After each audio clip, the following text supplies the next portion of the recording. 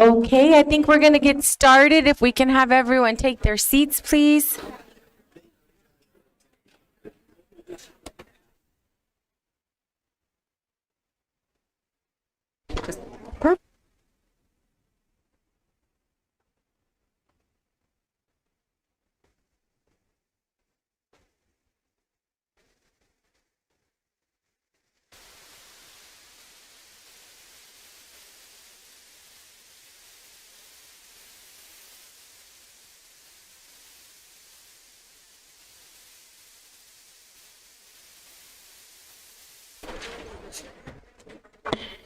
Okay, good morning. It is Tuesday, January 9th, our first Pima County Board of Supervisors meeting for the year. Happy New Year, everyone. We're going to go ahead and get started with roll call. Supervisor Christie. Here. Supervisor Hines. Supervisor Lee. Here. Supervisor Scott. Here. Chair Grijalva. Here. Let the record show Supervisor Hines is not present. All other board members are present. Thank you. And now for the Pledge of Allegiance, we're going to have Fatima Munoz. I just want to say a little bit about her. She's an Executive Administrative Assistant 3 for the Pima County Department of Environmental Quality. She's been with Pima County for 8 years and began her career with the Office of Children's Counsel, moved to Fleet Services, where she's worked for several divisions within the department, and then joined DEQ. Fatima loves working for the county as a valued employee who makes a difference in her department and with the work that DEQ does to help make our community better for all Pima County residents. Thank you very much, Fatima, for being here. Thank you. I pledge allegiance to the flag of the United States of America and to the republic for which it stands, one nation, under God, indivisible, with liberty and justice for all. Thank you. Thank you for being here, Fatima. Next, we have the land acknowledgement to be offered by Alejandra Acedo, municipal intern with the City of Tucson and a Master's of Public Administration student. Thank you. Good morning, everyone. I am Alejandra Acedo, a current intern with the City of Tucson. I am also a grad student at the University of Arizona in my Master's for Public Administration, and I'm also a lead mentor with Upward Bound, a TRIO program at the University of Arizona. I am very grateful today to the Board of Supervisors to get the opportunity to read the land acknowledgement.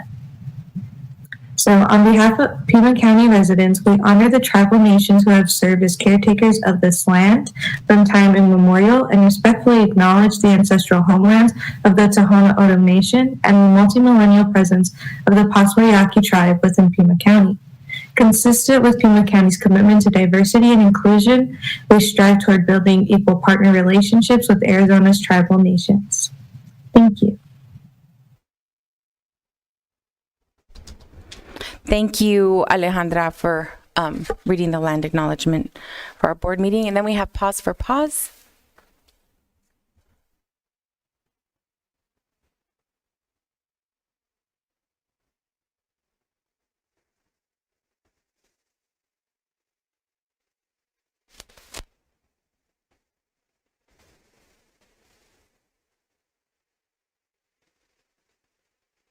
Today. This is Pacheco. Pacheco is one of our longest stay dogs. He's been with us for 208 days, which is a mystery to anybody who knows him. This is the nicest dog in the world. I don't know if as people were coming in, you saw him over there rolling over for belly rubs. He loves everybody he meets. Just a super sweet dog. He came to us as a stray last year. Actually, about 63% of the dogs that came into PAC last year came in as strays. So we're seeing a lot of strays come in, and we really want to remind people that when you do find those strays, take that extra minute to try to look around in the neighborhood, look on social media, upload them to Petco Love Lost. Buddy. He's making friends already, to give them that chance to find their way back home. We know that statistically dogs that do come to the shelter stray are less likely to make it back home than they are if people make an effort to put them back in their homes to find their families in the neighborhood. So Pacheco's a really great reminder of that. He's also a great reminder we have 471 dogs in shelter today that are looking for foster or adoptive homes. So if you're ready for even a short break, we have the best dog ever for you, and 470 others as well. We also have lots of cats. We especially have cats that have some medical issues currently that need a little TLC and foster care.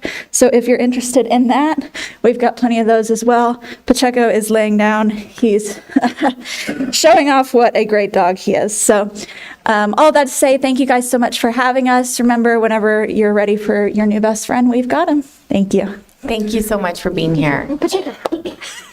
Pacheco can stay if he wants to. He would like to. Right? Thank you. Melissa, agenda adjustments? Yes, on the regular agenda, page 4, item 15, under Board of Supervisors, it's unfinished business from December 5th, outside agency program funding. Supervisor Hines requests this item be continued to the board meeting of January 23rd. On page 6, item 28, it's a contract under procurement, Toshiba America Business Solutions. Staff requests this item be removed from the agenda. On the addendum, page 1, item 1, under Board of Supervisors, the Southwest Border Executive Situational Report presentation. Supervisor Christie requests this item be heard at a time certain of 10:30. Thank you. Thank you. County Administrator Lesher, or actually Supervisor Christie, for that item number 1, did you coordinate the staff coming through the administrator's office for the time certain? Or did you coordinate it with the directors if they could be here at 10:30? Yeah. Madam Chair, I did not. Okay. I think that I was able to contact Administrator Lesher. She called the directors and they were able to make it here.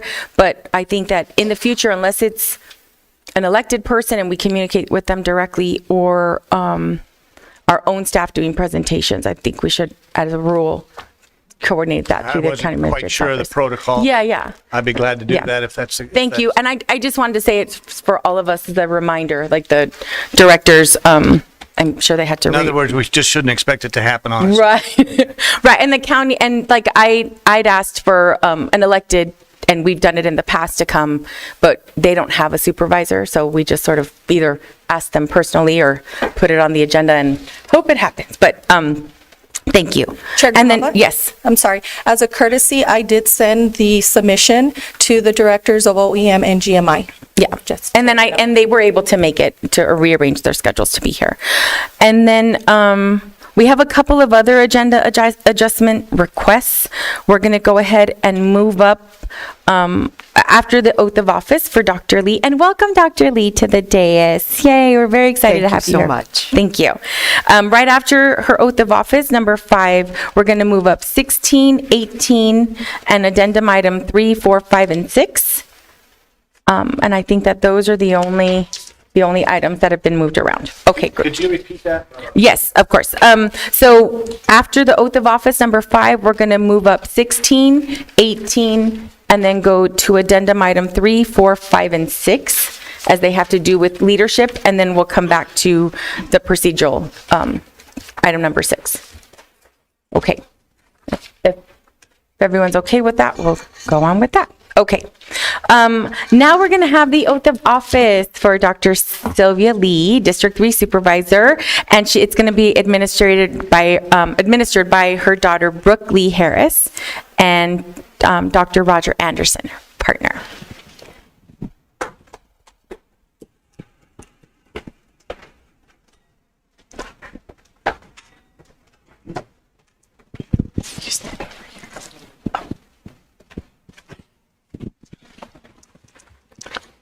Raise your right hand. Repeat after me. I, Sylvia M. Lee, I, Sylvia M. Lee, do solemnly swear do solemnly swear that I will support the Constitution that I will support the Constitution of the United States of America of the United States of America and the Constitution and laws and the Constitution and laws of the state of Arizona, of the state of Arizona, that I will bear true that I will bear true faith and allegiance to the same, faith and allegiance to the same, and defend them against all enemies, and defend them against all enemies, foreign and domestic, foreign and domestic, and that I will faithfully and that I will faithfully and impartially discharge and impartially discharge the duties of the office the duties of the office of the Board of Supervisors, District 3, of the Board of Supervisors, District 3, according to the best of my ability. according to the best of my ability. So help me God. So help me God. Thank you.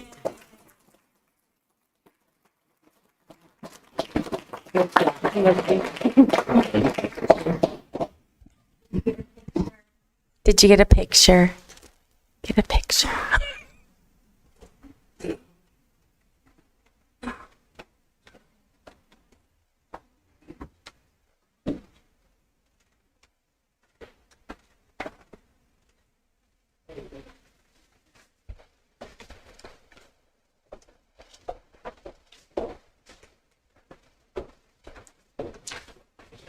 I know. Congratulations, Supervisor Lee. Thank you. Thank you.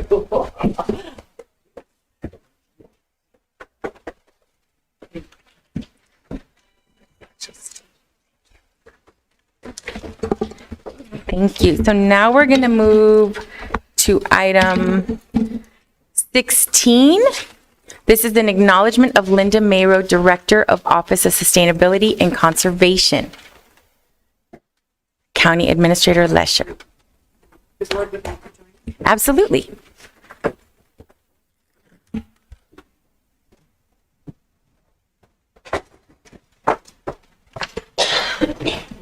Where's Linda? There she is. Sneaking up here. Thank you. She was up here, but Thank you. Linda Mayrow, who's the director of our Office of Sustainability and Conservation, will be retiring 30, but a lot of years, a lot of years.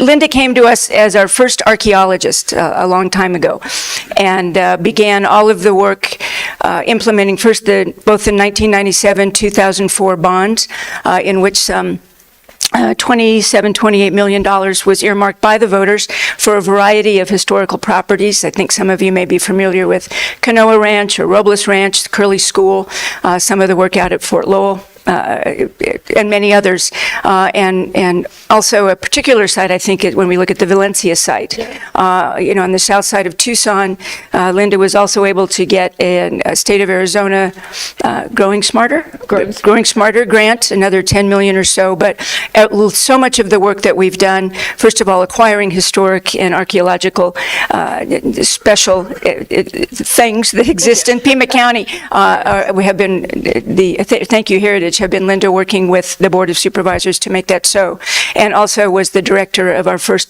Office of Sustainability and Conservation. So lots of the activity you see in the county regarding the Multi-Species Act, the Sonoran Desert Conservation Plan. So many of those activities have been because of Linda's leadership and direction. So we thank you, and we will miss you. So thank you so much.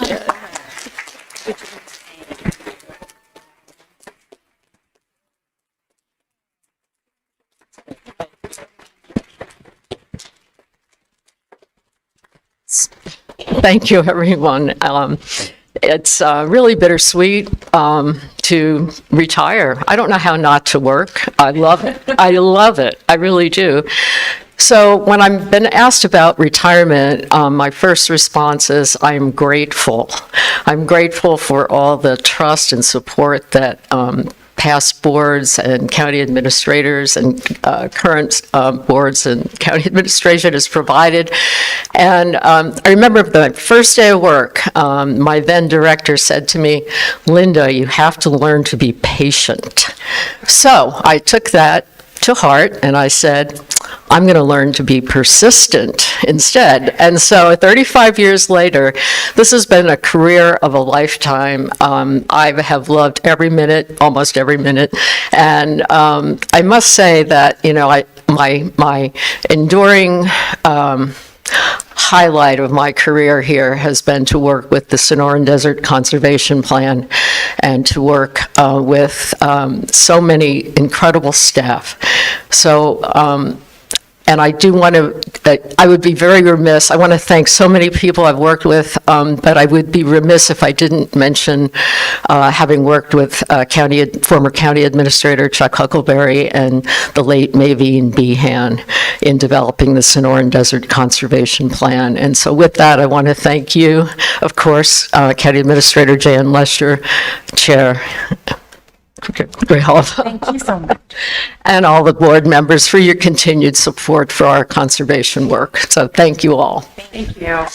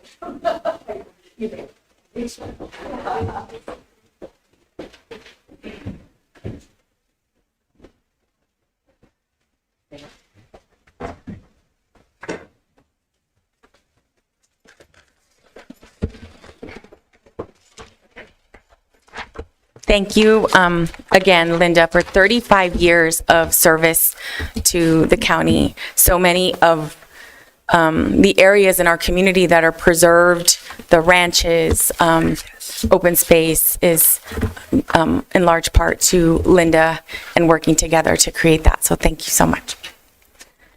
And then we have item number 18.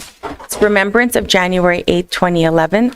Remembrance of the tragic events of January 8, 2011 and Pima County's commitment to a permanent memorial where citizens gather to reflect and remember, a place where citizens engage and exercise their most basic fundamental rights, and a place where we honor those who gave their lives in pursuit of a better democracy.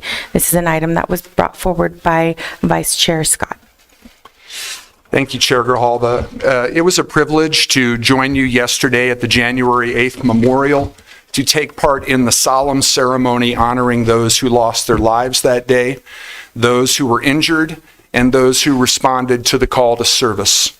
I want to acknowledge and thank Patricia Maish, a District 1 resident and someone we all recall as a heroine that day.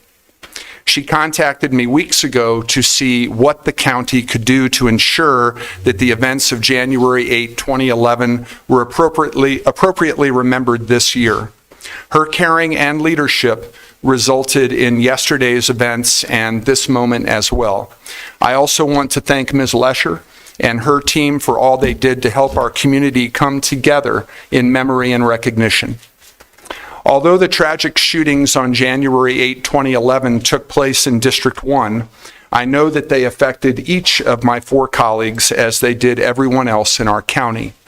Nancy Bowman, a nurse who tended to the injuries of those shot that day, told all of us at yesterday's ceremony that each of us remembers the events of that day in different ways and for different reasons.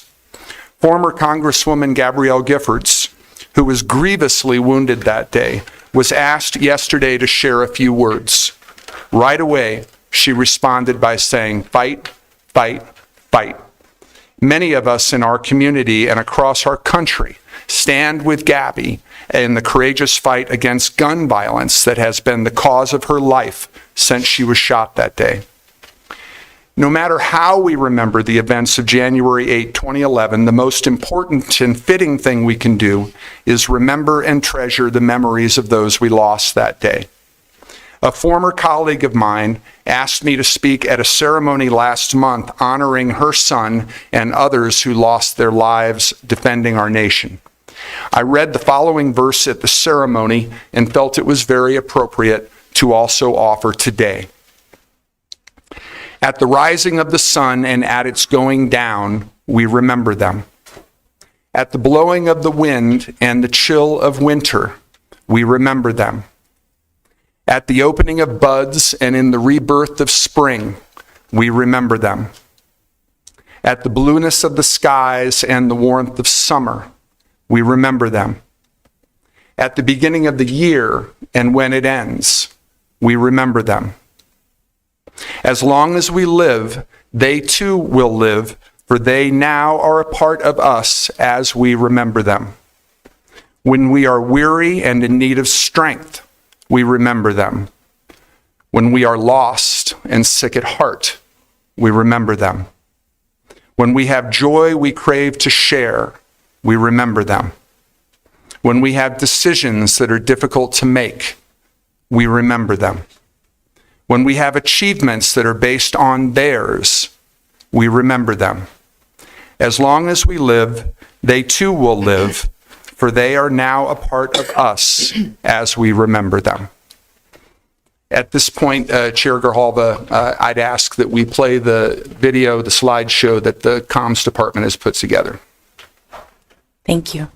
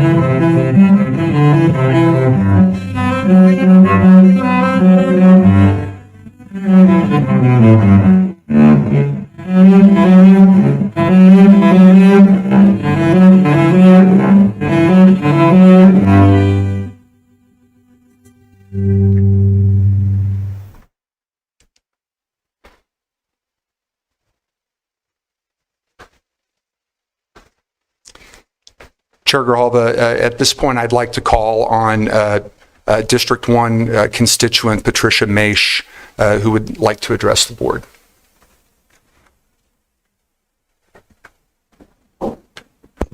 Thank you, Supervisor Scott, for taking this request to Administrator Lesher. I appreciate all that you've done. That was a very touching moment. And the poem you read was really incredible, because that's all people have, really, is to remember their child or their loved one, their husband, their wife, cousin, whatever. In addition to this wonderful memorial that's right outside this building, I'd like to remind people that the county was instrumental in helping us get the Gabe Zimmerman Trailhead out off of Marsh Station Road. You really should all take an opportunity to go out there. It's very beautiful, it's very touching. And the Christina Taylor Green Park on the loop is also very sweet. It's most of those chairs and sails and the plants and the construction of that was all donated by people in this county. So we're really beholding to you for helping us get those little memorials done, because it is very important to people who were involved. And I would like to remind people, the reason I asked you to make sure this is remembered every year is because of the amount of gun violence in this country. 100 people, over 100 people a day die by gun. 2/3 of those are suicides. But if we can do anything to keep guns out of the hands of people that are a danger to themselves and others. And in our case, an ERPO, an extreme order of protection, would have stopped that. We would not be here today and have that memorial out there if the parents had had a way to report, because they knew Pima Community College knew he had issues, the military knew he had issues, and there was no way for them to address that legally. So unfortunately, Gabby Giffords is now the leader of Giffords and Friends of Aphasia. She and her speech therapist, Fabi and Gabby, started Friends of Aphasia that serve this community. So there are some good things that happened because of that horrible day. They're not enough to make up for it, but it's all we have, so that's what we'll take and we'll go with it. And I would hope that the Right to Life people would consider lives beyond the womb. I think those 100 people a day that die should be considered part of the Right to Life, and that I hope they would join us in trying to get some common sense regulations to stop this from happening. So thank you very much. I appreciate the opportunity. Thank you, Supervisor Scott. Thank you, Administrator Lesher, and the rest of you for helping us keep this in the public eye. If it can happen at Ina and Oracle, it can happen anywhere. If it can happen in a little town of wealthy people in Connecticut, it can happen anywhere. It can happen in Santa Barbara. I would like to introduce, if I have a minute yet, my two friends that I've come to know and love who came this week to help us commemorate the mark of 13 years. Is Jane Weiss, whose niece was murdered at Isla Vista, who some people call Santa Barbara, and Maria Pike, whose son was moving into his first apartment from her house, was killed on the street in Chicago. And they've come to honor us by helping us commemorate this date. So thank you all, and I appreciate the opportunity to have a chance to say a word. Thank you, Pat. Thank you, Chair Grijalva. Thank you. Chair Grijalva? Yes, For the record, Supervisor Hines has joined the meeting. thank you. I take a little pause there. You have to take a moment. Yeah, if we could, can you just join me in a moment of silence, please? Thanks.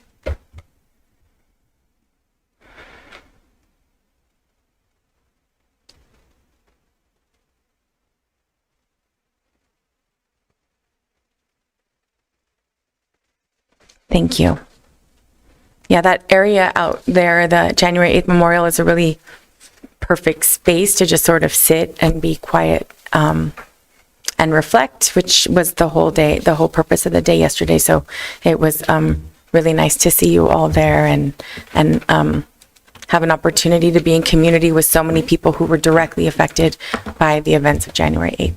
Thank you, Vice Chair Scott, for bringing this up. Okay. So we'll move to addendum item 3, and this is the proposed amendments to the Pima County Board of Supervisors rules and regulations, essentially eliminating the position of the acting chair. Madam Chair? Yes. I'm Supervisor confused why this is coming under county administrator's purview. I don't recall the county administrator is the one that is the deciding factor of how the board is situated or how it's made up. Who actually brought this forward? So we've discussed it. We discussed it at the last meeting when we haven't filled the acting chair position, and I don't know how long you've been. You're the longest serving, Supervisor Christie. When's the last time we had acting chair? We had an acting chair as long as I've been a member here. We haven't had one for the last 3 years. It's never Before been that. utilized, but I believe the position has Okay. always been in existence. So my- Again, going back to right. my question, Well, I was just going to answer it. who on the board should be bringing this up, and who on the board did, or why did the county administrator put it under her agenda item?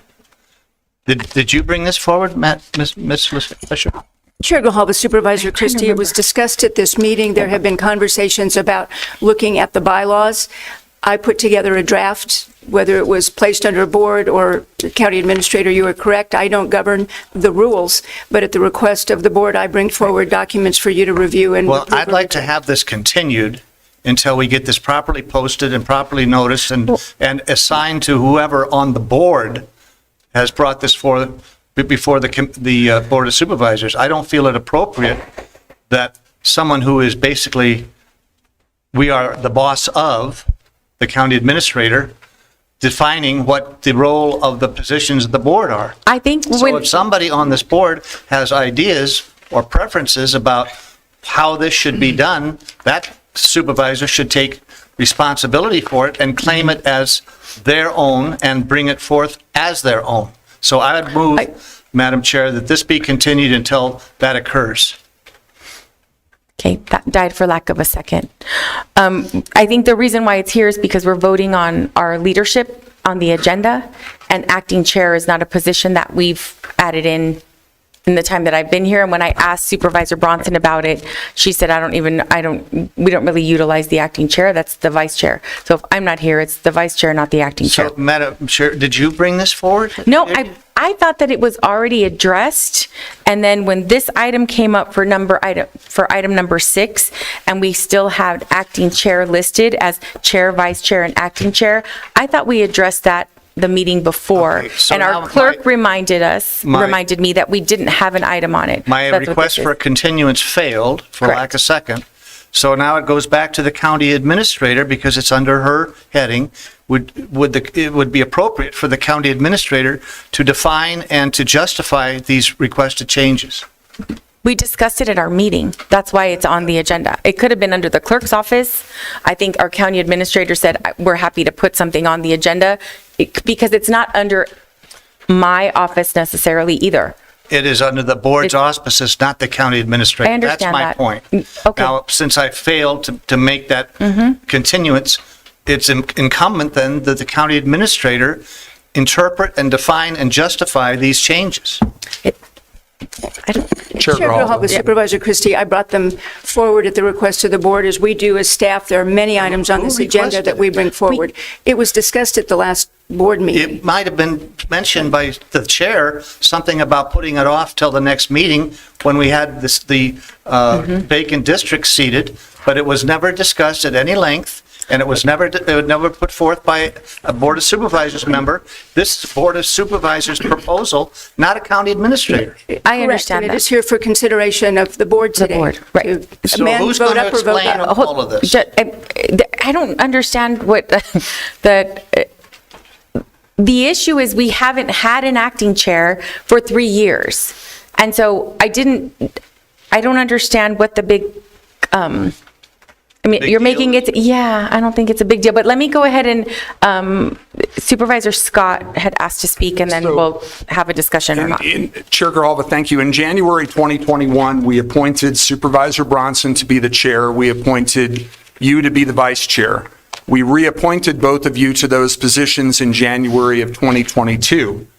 In January of 2023, we appointed you to be the chair and me to be the vice chair. At all 3 of those meetings, we chose not to appoint an acting chair.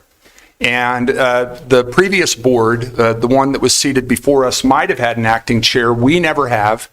So we did talk about it at the last meeting about removing a position that for the last 3 years, we talk about every January, but then we don't appoint, so it's been superfluous. Madam Chair, I'd like to ask the county attorney's representative, Mr. Brown, what the legality is of the county administrator presenting changes to the Board of Supervisors. Seems to me like in my business, if I had my sales manager tell me what my role as the owner was, that wouldn't be appropriate. I don't think it's appropriate in this case either, and I'd like to know what the legality is to have the county administrator determine what is to be done as far as the formation of the Board of Supervisors.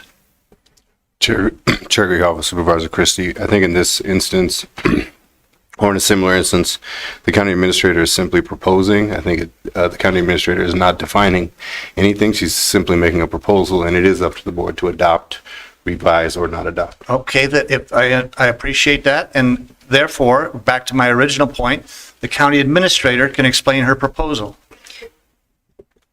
Chair Grijalva, Supervisor Christie, based on previous discussion, and the fact that there not been an acting chair for the last 3 years, there was a request to see how we would remove that position from the board rules. As staff, we have brought forward to you what the board rules would look like, adding, changing, renumbering, should you decide as a board to eliminate that position. Okay, I believe our function in this was simply ministerial. right. Well, I hear again, I don't want to belabor the point, but I'm not particularly comfortable with someone who works for us describing and bringing forth how the board should be situated. This is a discussion item for the board. If the board doesn't want to do it, we don't have to. I mean, but we haven't had an acting chair for 3 years. I asked Supervisor Bronson, and maybe I am not remembering accurately who the acting chair was before we were seated, and she just said, we don't really use that. So, Quite frankly, I don't care about an Right. acting chair. What I do care about is this is brought forth by someone who theoretically and technically works for the board. And I don't find it appropriate that it be placed under the county administrator banner. okay, so it wouldn't be appropriate, I don't think, for it to be placed under mine either, because it's a conversation for our board. So it would either be the county administrator or the clerk's office, but we don't have a banner that says Board of Supervisors unless one of us is sponsoring the item. And that could have happened easily, and it didn't. Yeah. But then I think the argument would be, why do I want to remove an acting chair if I'm the one bringing it forward? And that's, I don't, it basically is trying to clean up language in our board policy that we don't use. So with this, board can decide to do something about it or not. So we have the item. I'll go ahead and move to remove the acting chair. Supervisor Hines seconds. Any other discussion? All in favor say aye. Aye. Opposed? Opposed? Item passes 4-1 with Supervisor Christie voting no. Item number 4 is proposed amendment to the Pima County Board of Supervisors Rules and Regulations. This is the discussion action regarding the proposed amendment to the Pima County Board of Supervisors Rules and Regulations to add the following under Section B, Chair. Appointment of board members to boards, committees, and commissions. So one of the issues that I think the reason why we're having this conversation is the chair has historically had the authority to assign us to different committees. And I think that that's something that should be a shared governance, and we all get to weigh in on whether that person who will be representing our board, that we have a vote and a say on that. Madam Chair. Supervisor Christie. Once again, a board member should own this action because it's taking place on the board. Someone needs to own it and justify it, and a member of the board should be associated with it, not the county administrator. The same issue applies here. Okay, so if we move forward with this, the appointment the chair shall nominate members of the Board of Supervisors to serve as the appointee of Pima County to boards, committees, and commissions for which Pima County may designate a representative. These board representatives shall be appointed by a majority of the Board of Supervisors. Appointments shall be made during the first quarter of each calendar year for one term, unless otherwise specified by action of the majority of the Board of Supervisors. Organizations to which the chair shall nominate and the Board of Supervisors shall appoint a representative include the following, which may be amended at any time by affirmation or action of the Board of Supervisors. This would be the Arizona Border Counties Coalition, County Supervisors Association, Pima Association of Governments, Regional Transportation Authority, Sun Corridor, and Visit Tucson. And then there was also the other two committees are the Board of Health and the Metropolitan Education Commission. And if I can turn it over to Melissa to explain why those aren't on this list specifically, but that it is still something that we should be discussing. Chair Grijalva, board members, the Board of Health and the Metro Education Commission were not included because those are actually maintained by the clerk's office. And so that means we send out the loyalty oath and the conflict of interest forms to the board member that is appointed to that board. We do not have any involvement with the outside agencies that you just listed. Okay, so that's why those aren't included on this list, but it is still, there's still positions that I believe should be part of the same process. It's just the loyalty oath per the statute for the Board of Health and also MEC on their adopted regulations and rules, that function of the oath of office go through the clerk's office, where the other ones I listed are part of the board. Their own individual boards will have whatever waivers, conflict waivers. The county is not in charge of that piece of it. So this process will basically be the chair will nominate, and then we will have a vote for these specific committees. Are we comfortable with that? I'll go ahead and move the item. Second, for purposes of discussion. Thank you. Supervisor Hines seconds. Go ahead. Yeah, and I did have a question. I don't think it should just be the chair nominating. I think we should maybe massage that a little bit and say the chair shall facilitate the nomination of members, but I don't see why any member of the board couldn't make a nomination. That would be my preferred language if we could, I guess, if I could offer that as a friendly amendment. Yeah. And then chair shall nominate would have to be struck from the final sentence as well to make it make sense. Okay. Great. Madam Chair, Supervisor I'm Christie. just again questioning, why are you or whoever brought this forward removing the power of the chair, which has historically been in its place? We had no problems in the last two terms that I've been saying that serving on that the chair had that right. Now, why is this removal of authority from the chair maybe being transferred to the county administrator because she presented all this? No, I think it's really just giving the authority back to the five members. And so I don't believe it should be the chair's authority to assign, like, I'm going to put you on this committee without the rest of us being able to weigh in. I believe that all of us, that in a shared governance model, that we all have the same opportunity to weigh in. Well, it comes to mind the old saying about if it ain't broke, don't fix it. Right. Okay, thank you. And so I'm totally comfortable accepting your amendment, Supervisor Hines, to remove the chair language. Any other questions or comments? Yes, Dr. Chair Grijalva, excuse me. One potential amendment could be that if no decisions are made, the chair still has the opportunity to assign. Right. I like the idea that if, let's say hypothetically, it's one of these committees, Sun Corridor, and nobody wants to take it, I'm going to say, okay, Supervisor Lee, you're welcome. I mean, I'd like you to be able to at least acknowledge and accept, participation. So yes, I mean, I think that logistically, if we have one of these committees that doesn't have an appointment, then we can totally discuss it then. Any other amendments? Okay, so I have a motion and a second. All in favor say aye. Aye. Opposed? Opposed? Item passes 4-1 with Supervisor Christie voting no. Chair Grijalva, sorry. excuse me, for clarification purposes, Okay. were you including the Board of Health and the Metro Education Commission, or are those going to be kept separate? No, I think that they should be included. And I understand the logistics of, the process might be different, but I think on the dais, the process would be similar. Right? Okay. No, I think that makes sense. And so we changed the language, and then that was 4, and now we're essentially did 5. It seems very similar. Oh, this is for the border counties specifically. And ideally, the only reason that this one is separated out is because it was a continuation from the last meeting. Otherwise, it would be listed on item 6. Madam Chair, that was the one discussion we had on this whole thing. Everybody refers to, we discussed this last meeting, we discussed it. No, it was just basically about the border commission. That's all. So for item number 5, this is the appointment of the Pima County representative and alternate to the Arizona Border Counties Coalition. And And historically, this has been the District 3 appointee because of the location. And I'm wondering, Supervisor Lee, if you'd be willing to serve in this position. I would be honored. Okay, so I'll go ahead and request an appointment of Supervisor Lee to the Arizona Border Counties Coalition as a motion. Second. And Supervisor Scott seconds. Any discussion? All in favor say aye. Aye. Aye. Opposed? Abstain?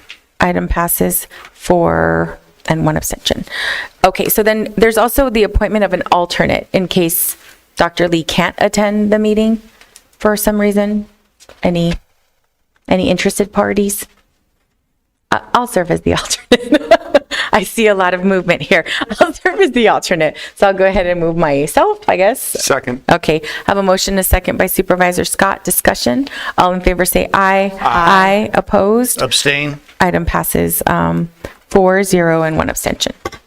Okay, so now we'll go to item 6, which is where we'll have the other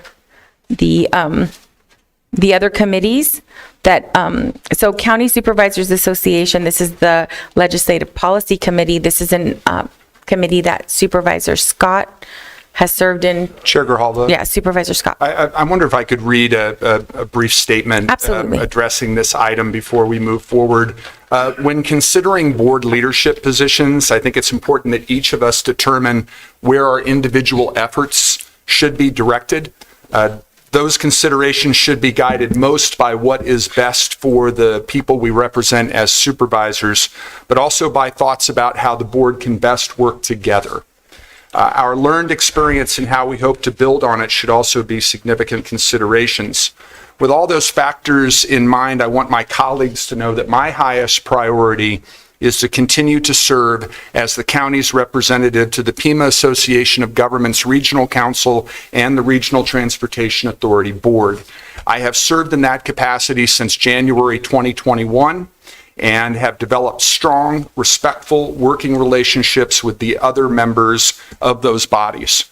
Prior to any meeting, I sit down with Ms. Lesher, Deputy County Administrator DeBonis, and Department of Transportation Director Skinner to review the agendas and ensure that I am prepared to represent the interests of the county in those meetings. Last month, the RTA board unanimously approved a motion I crafted in partnership with the county team that is helping to move the development of the RTA Next plan forward. I hope to continue to be our strong advocate on those two boards as we work together with the other members to get an RTA Next plan on the ballot in the spring of 2025. My second priority would be to serve as the county's representative to the Sun Corridor Board. The county's Economic Development Strategic Plan, which we approved last year, has a regional focus. The county pays Sun Corridor a significant amount of money each year to support their efforts to bring major employers into our region. I have engaged with Sun Corridor staff on a frequent basis and have attended many of their events and meetings. My hope would be to work in partnership with the other members of the Sun Corridor Board and to ensure that Sun Corridor's commitments to Pima County are met in full. If my colleagues are willing, I am also ready to continue my service as our representative to the Legislative Policy Committee of the County Supervisors Association. This body, which meets every Friday morning while the Arizona legislature is in session, consists of 15 county supervisors, one from each county, and we discuss and consider whether to support, oppose, or remain neutral on bills that affect the interests of counties. CSA staff then follows up with our state legislators. Members of our committee are also often asked to contact legislators to encourage them to support the positions of Arizona counties. Given the pressing and vital nature of addressing those priorities, although I am currently the vice chair, I will not seek to chair the board this year. If Chair Grijalva wants to continue in that role, I will support her because she has led us with fairness and skill. I look forward to working alongside each one of my four colleagues as we do our best to represent the people we are privileged to serve. Thank you, Chair Grijalva. Thank you, Supervisor Scott. Madam Chair, is that a nomination? Or? Supervisor Christie. He could. Well, Thank you, Supervisor Christie. I just felt, given that we were talking about these positions, that I wanted to make that statement before we talked about them individually. Any other discussion? Okay, so historically, well, in the last 3 years, Supervisor Scott has represented the Board of Supervisors at the County Supervisors Association. And I didn't hear that on the list of things that you. Oh, no. Yeah, it's okay. It was on there. So you basically would, are willing to continue to serve in that position. Yes. Serve for the PAG RTA, and then Sun Corridor is committee that Supervisor Bronson was a part of that. That's correct. You would be willing to serve in. Yes. Any other interest, any other discussion? Yeah, I'm sure we've got more areas you could serve. If you'd like to bring- The list of them. Okay, so with that then, I'll go ahead and move Supervisor Scott continue to serve on the County Supervisors Association, the Pima Association of Governments, Regional Transportation Authority, and Sun Corridor. Second. I have a motion and a second by Supervisor Lee. Any discussion? All in favor say aye. Aye. Opposed? Abstain? Item passes 4-0 and 1 abstention. And so now we're on the Visit Tucson. This is a committee that Supervisor Bronson served on. And I would be willing to serve if there isn't another interest. Okay, so I'll go ahead and move that I serve on the Visit Tucson board. Second. Thank you. And Supervisor Lee seconds. Any discussion? All in favor say aye. Aye. Opposed? Abstain? Item passes 4-0 with 1 abstention. And now we have the MEC, the Metropolitan Education Commission, and the Board of Health. So I am serving on both of those, and I am absolutely willing to share if any other members. Supervisor Lee. Chair Grijalva, thank you. I am very willing to serve on the MEC, representing the supervisors. Great, thank you, and I will second. I think that your voice will be very helpful there, and you have some friends that you served on the PCC board with, too, that will be really happy to see you. Okay, so I have a motion and a second for Dr. Lee to serve as the MEC representative. All in favor say aye. Aye. Opposed? Abstain? Item passes 4-0 with 1 abstention. And now the Board of Health. Is anyone interested? Supervisor Lee. I move that we reappoint Supervisor Grijalva to serve on the Board of Health. Okay, thank you. Second. And thank you. I'll go ahead and do that. Oh, I'm sorry. That's okay, I'm joking. All right, so I have a motion and a second. All in favor say aye. Aye. Opposed? Abstain? Item passes 4-0 with 1 abstention. Okay. So now we'll go back to the agenda. Item number 6 is the Board of Supervisors procedural organization, and it would be the selection of the chair, vice chair, and we eliminated acting chair on addendum amendment number 3. Chair Grijalva, Yes, Supervisor Scott. I'd like to nominate you to continue in the position of board chair. Thank you. Thank you, and thank you, Supervisor Hines. I have a motion and a second. All in favor say aye. Aye. Aye. Opposed? Opposed? Item passes 4-1 with Supervisor Christie voting no. And then for vice chair, Supervisor Lee. Supervisor Grijalva, I move that Supervisor Rex Scott continue as vice chair. I'll second. So I have a motion and a second for Supervisor Scott to continue as vice chair. All in favor say aye. Aye. Aye. Opposed? Opposed? Item passes 4-1 with Supervisor Christie voting no. Thank you. Okay, and so now we're on to the call to the public. Madam Chair, did we deal with the acting chair issue? Yeah, we addressed that on addendum item number 3. Thank you. That we voted to eliminate it, and I believe it passed. I think did you abstain or vote no? Abstained. Yeah. Yep. Did you vote no? I'm not sure. I'm not. Oh, no, you're right. It's 4-1. You voted no. Okay. So call to the public. Citizens attending the meeting shall observe rules of propriety, decorum, and good conduct. Any person making personal, impertinent, or slanderous remarks or who becomes boisterous while addressing the board may be removed by the sergeant at arms. If directed by the chair, such person may be barred from further audience before the board. Unauthorized remarks from the audience, stamping of feet, whistling, yells, and similar demonstrations shall not be permitted by the chair, who may direct offenders from the hearing room. How many do we have? Chair Grijalva, we have 11 speakers. Okay, so every speaker has 3 minutes, and we'll start with Marion Chandler, followed by Robert Royce and Lori Moore. And you're welcome to come up and sit in these chairs. I've called your name. Thank you. Good morning. My name is Marian Chandler. After working for the county for 16 years, I've just retired. I only felt comfortable coming to you now because the fear of retribution is alive and well in Pima County. I worked in a position that required me to work closely with Pima County Central HR. I speak only for myself when I say, in the beginning of April 2nd, 2018, the support I received from Central Human Resources Department started to dramatically decline. Certain staff were outstanding, a few in recruitment, some in records, and some in benefits. However, 2019, the information that was received from employment rights and even recruitment was often misinformation and questionable. It became clear that the fear of the new HR director was permeating the HR staff. Experienced staff were second-guessing themselves and appeared to be walking on eggshells. It was evident that the new HR director had not educated herself on Pima County's rules, policies, and procedures and was issuing incorrect information as it related to Pima County, which contradicted what experienced staff knew to be correct.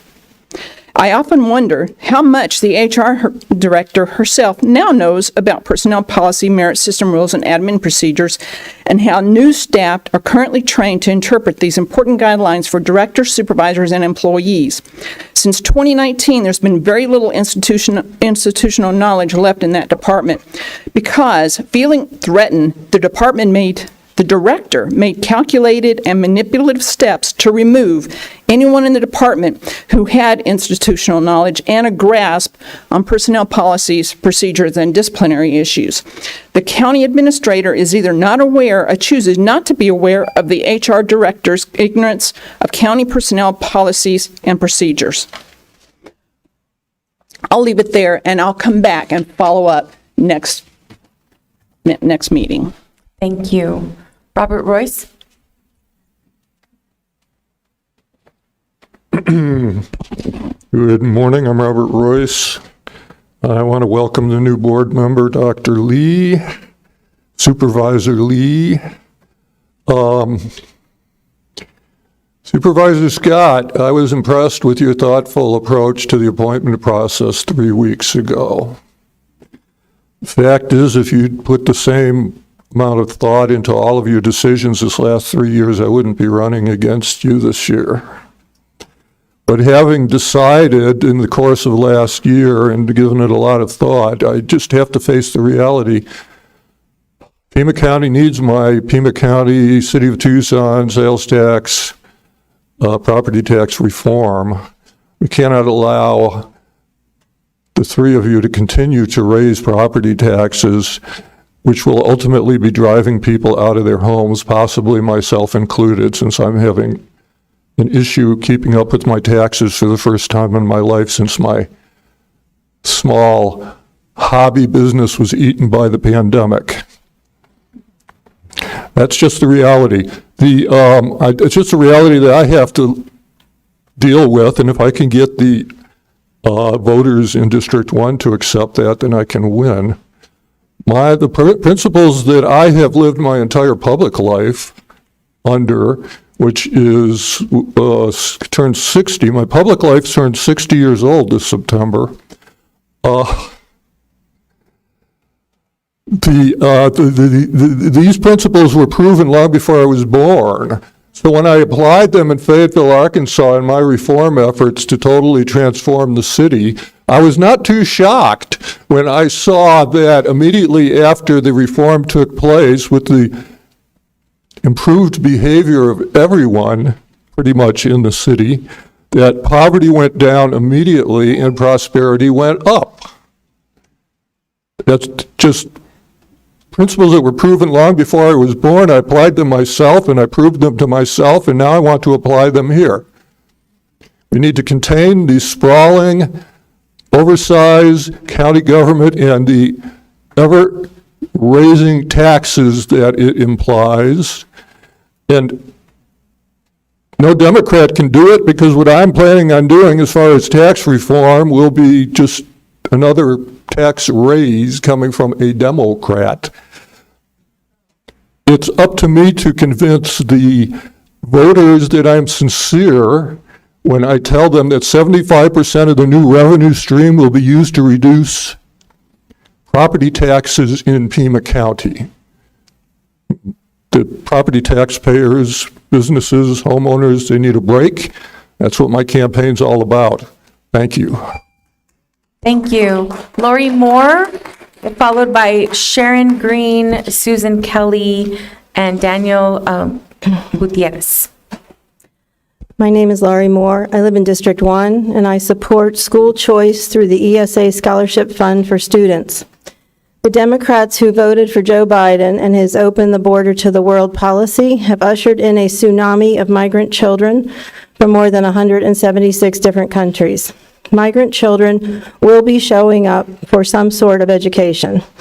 When I taught school, there was a program for children who did not speak, read, or write English fluently enough to be in the general ed classes. These classes were called ELL classes, for English Language Learners. That class had a maximum number of 10 children, one bilingual teacher, and a full-time aide. As you know, the public school system for years has had a teacher shortage.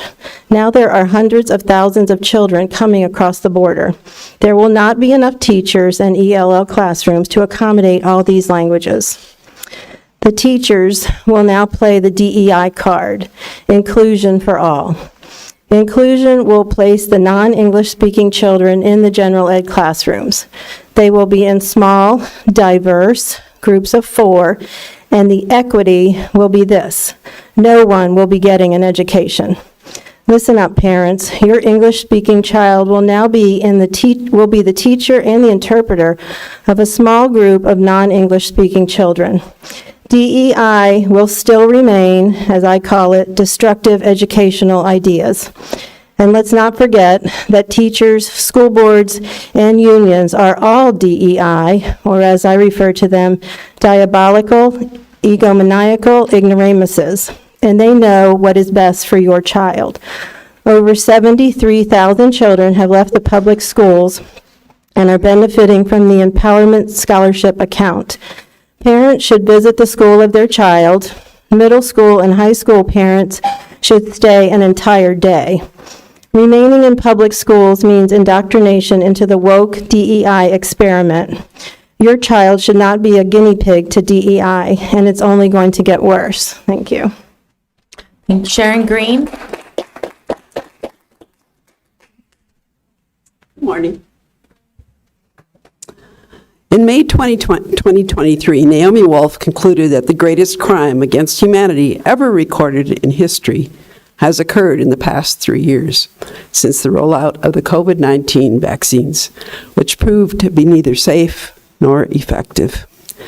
Biotech CEO Dr. Naomi Wolf hired a team of 3,500 volunteer scientists to evaluate the data Pfizer had on file regarding safety and testing of the experimental COVID-19 shot prior to the beginning of shots being given.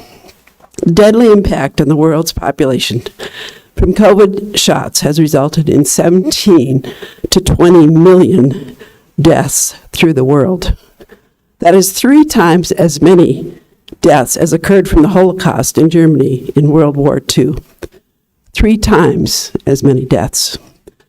This pandemic was a planned genocide event. Pfizer was fully aware of the damage and deaths that their products were sure to cause.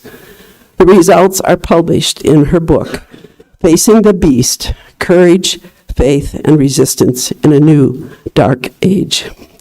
Naomi and her colleagues presented a mass of new and detailed proof that Pfizer had several federal government agencies were aware that its vaccines were a bioweapon that would have a genocidal impact on those who are vaccinated. Their findings included the Pfizer vaccines were designed to greatly reduce the world's population and were particularly aimed at the United States, Canada, and Europe, which now proportionally have the highest percentage of vaccine-caused casualties in the world. The human body, moreover, has no mechanism through which the vaccine's deadly materials can exit. The vaccines were designed to destroy fertility in both men and women. In young men, the shots degrade the testes and damage the heart. And women, they have problems with fertility, with their menstrual disorders, with calcified placentas, and poisoned and discolored breast milk. In addition, the lethal elements presented in the vaccines are passed from mother to baby before birth. Finally, since the Pfizer vaccines began to be used, there's been a 13 to 20% drop in live births in the United States and Europe. Hundreds of thousands have also been permanently disabled. As government officials making future policies regarding our health, remember you are accountable for devastating results like this. History is clear. If and when those leading the global tyranny that begin to take over our country, they will first come to eliminate those in government and other positions who helped facilitate their goals. You can stop the border invasion and stop the desecration of our citizens. Responsibilities is yours. Susan Kelly. Hi, I'm Susan Kelly. I'm a resident of District 3. Welcome, Dr. Lee. Happy New Year to everybody. I wanted to talk about one of the features I learned as an engineer for my whole past career, which was when you have a failure, you do a 5 whys exercise. So I've done a 5 whys mentally around some of the failure we have of our government and some of the problems we have here in Pima County. They're all interrelated, and it all comes down to money. So we need you all to encourage our federal government to shut the border down. I keep going into Mexico every few weeks for my mother, who is 80 years old and needs to go there for some medical care. And the nature of the border has changed. It is no longer our Mexican neighbors that are wanting to immigrate into the U.S. It is a hugely diverse, very scary, young, lots of men. The Republicans like to say military-age men. That's what I see. Okay, I was in the military. I know how to recognize it. That's what it is. It's very scary for me. It's very scary for my mother. It's very scary for us down here in Pima County, and especially when we come to neighborhoods that we're not very familiar with. But what is the root cause? It's about the money. If we keep asking for money to handle the illegal immigrants, then we don't end up with money and the resources to address the homeless population. The homeless population is out there freezing right now because they don't have anywhere to go, but yet the homeless population or the immigration population is spending lots of warm nights on our taxpayer dollars. We need them to close the border so we can use the resources that we have better. Also tied to this is the Pima County Jail. There's been lots of discussion about the jail system, and it's costing us a lot of money. Well, fentanyl keeps getting into the jail. Where is it coming from? It's coming from the illegal immigrants. And not all of the immigrants, right? Despite popular opinion, Republicans are not against immigration. We're against illegal immigration. So we need to get our handle on this. The best thing we can do for the jail, for the homeless population, and for illegal immigration is to shut the border. Don't ask for more money. Ask for more money, but use it to shut the border. Thank you. Daniel? After Daniel will be Corey Stevens, Don Hales, and Jim McFadden. How do you get that on? Because you turn on the document.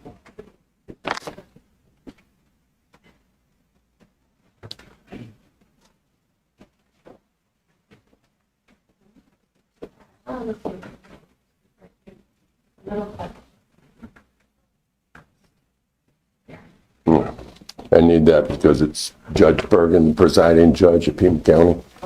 So that what I'm about to share is a little hard to buy, so I need him there. All right. Morning. Morning. My name is Daniel Buteris, and I have something that I need to address with you. For more than 30 years, our tax money has been being used to violate my right to due process and my protection against double jeopardy. This was done to cover up the crimes committed by Pima County and the state of Arizona against me. These facts are supported by the state and the Superior Court presiding judge, Judge Bergen. In 1994, Pima County stole the mother of my children, our home, vehicles, and threw me in prison. They did this without a conviction. They did this in violation of double jeopardy. For decades, I fought this while the courts ignored my issues. Okay. Judge Bergen ruled that the court has considered defendants, sorry, I'm shaking because I get upset. The defendant's October 29th, 2019 motion to vacate judgment, as well as the state's February 4th, 2020 response to the motion. In the motion, the state acknowledges it appears that the defendant was convicted of a crime he did not commit. Accordingly, the state has no objection to the motion. Judge Bergen finishes, the court finds there is clear and convincing evidence the defendant was convicted of a crime he did not commit. And the court further finds defendant's September 15, 1990 conviction is void. Put that in bold capital letters because he did not find it voidable. He found it absolutely void.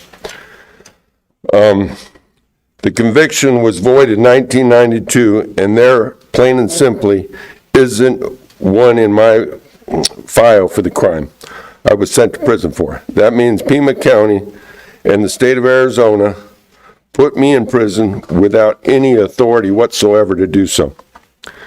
Okay, and now our tax dollars are being used to pay an attorney that has now told me if I continue to ask for the things that were stolen from me, that she will take everything I've built since I've gotten out of prison. I have nothing left to say. Corey Stevens.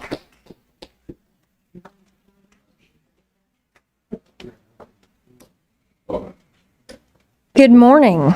A new year is upon us, and although we can look back at last year as a whole, and for you the fiscal year is not quite over, we can cumulatively say that you have failed miserably. One failed item and all others pass.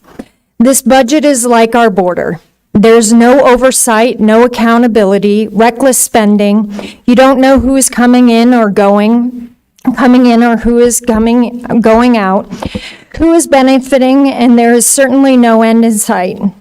I had a conversation with a friend who works for DHS who told me that the Border Patrol agents in Nogales ask the supposed asylees if their sponsors are legal citizens, and they are stating that they are not. He told me about a 14-year-old Ecuadorian girl who was street released and ended up at the Tucson airport asking to be deported. DHS was called, who then tracked down the mother from a TPD missing persons report. She and her daughter had been street released. The daughter ran away because she wanted to go home. I spoke to a homeless woman before Christmas, and she said word around homeless encampments is that illegals are getting more services than they are. Those encampments are increasing day by day because all of your failed policies. And we have no more places to ship all the illegals. They are only going to become more prolific and widespread.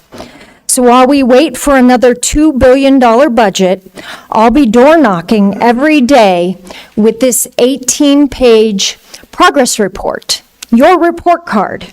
And I will be telling the taxpayers that we have anticipation of more failed policies, higher taxes to come, more homeless encampments that will end up in our neighborhoods, more failed policies that will await us, and that if they don't vote you out of office, except for Steve Christie, who is our lone conservative, that you will have nothing but more misery, more failed expectations, and a supervisor who shows up late and cannot advocate for them, and that they can expect others who are waiting to do better, others who will fight, others who are ready to do the job better, and others who will be representatives who are ready to stand up and take the oath of office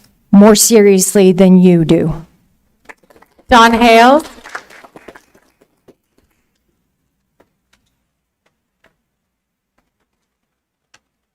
Good morning. Don Hales, and just some comments on a couple of agenda items. Number 15 agenda item, unfinished business outside agency programming funding. Vote no on the additional $600,000 increase of CWD grants for 2025. The Board of Supervisors implemented ineffective policies during the pandemic and is throwing a lot of money at their own mess that they created because of the way that they handled the pandemic in the first place.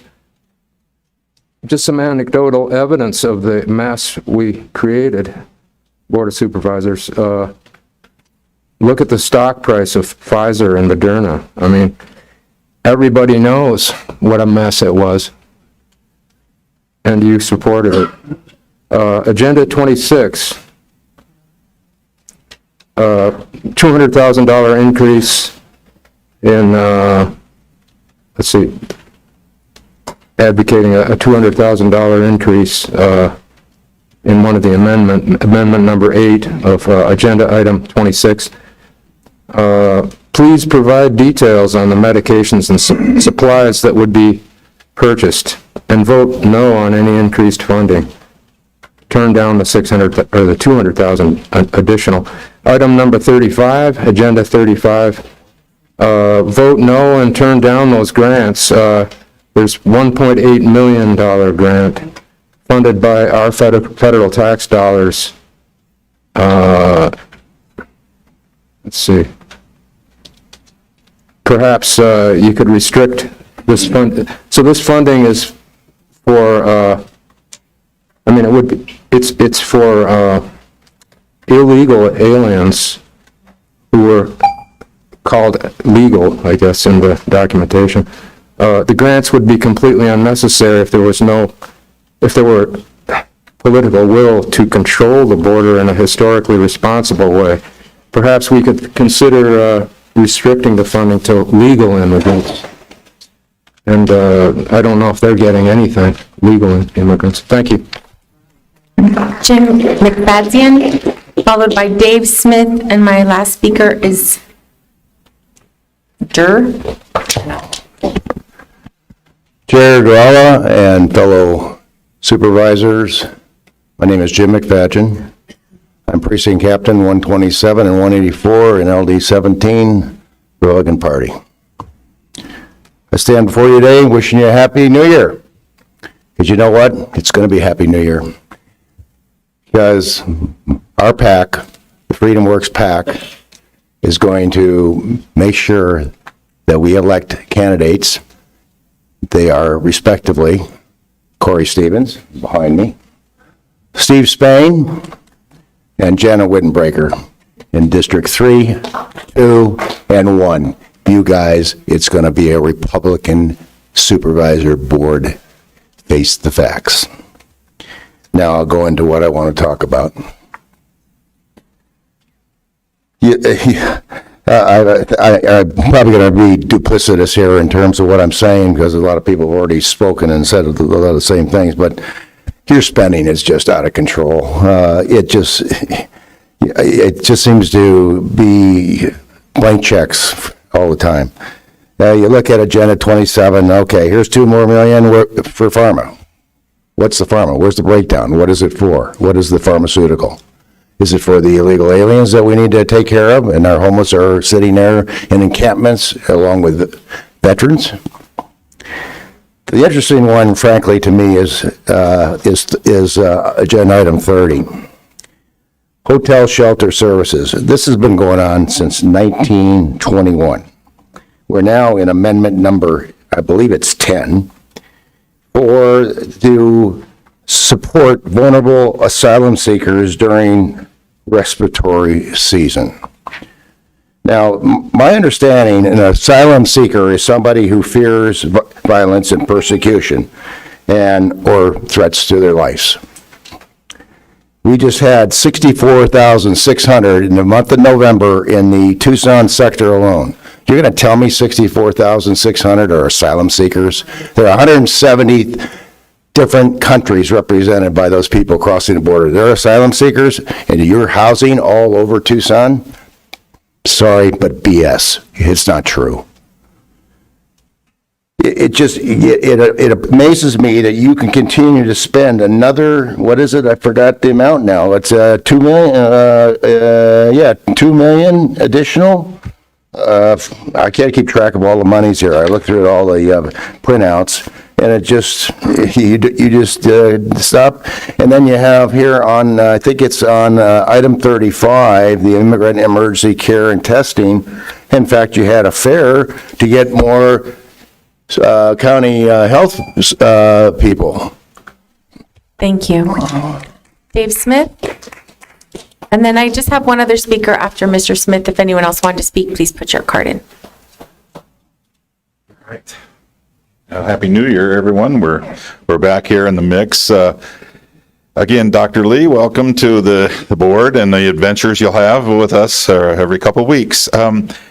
I am in your district, and one of the things I would like you to do is please use this new power that you've been given in a judicious way to husband the resources. And you've heard my Republican colleagues complain about the expenditures. I'm concerned about that.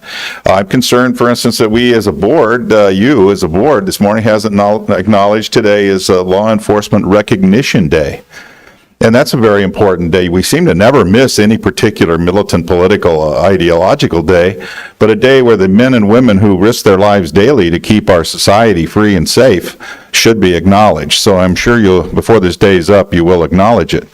Also, I was reading recently, I even dabble into reading what I consider left-wing oriented people, like Politico. Last Friday, they had an article on the possibility of black swan events. I've mentioned that in the past.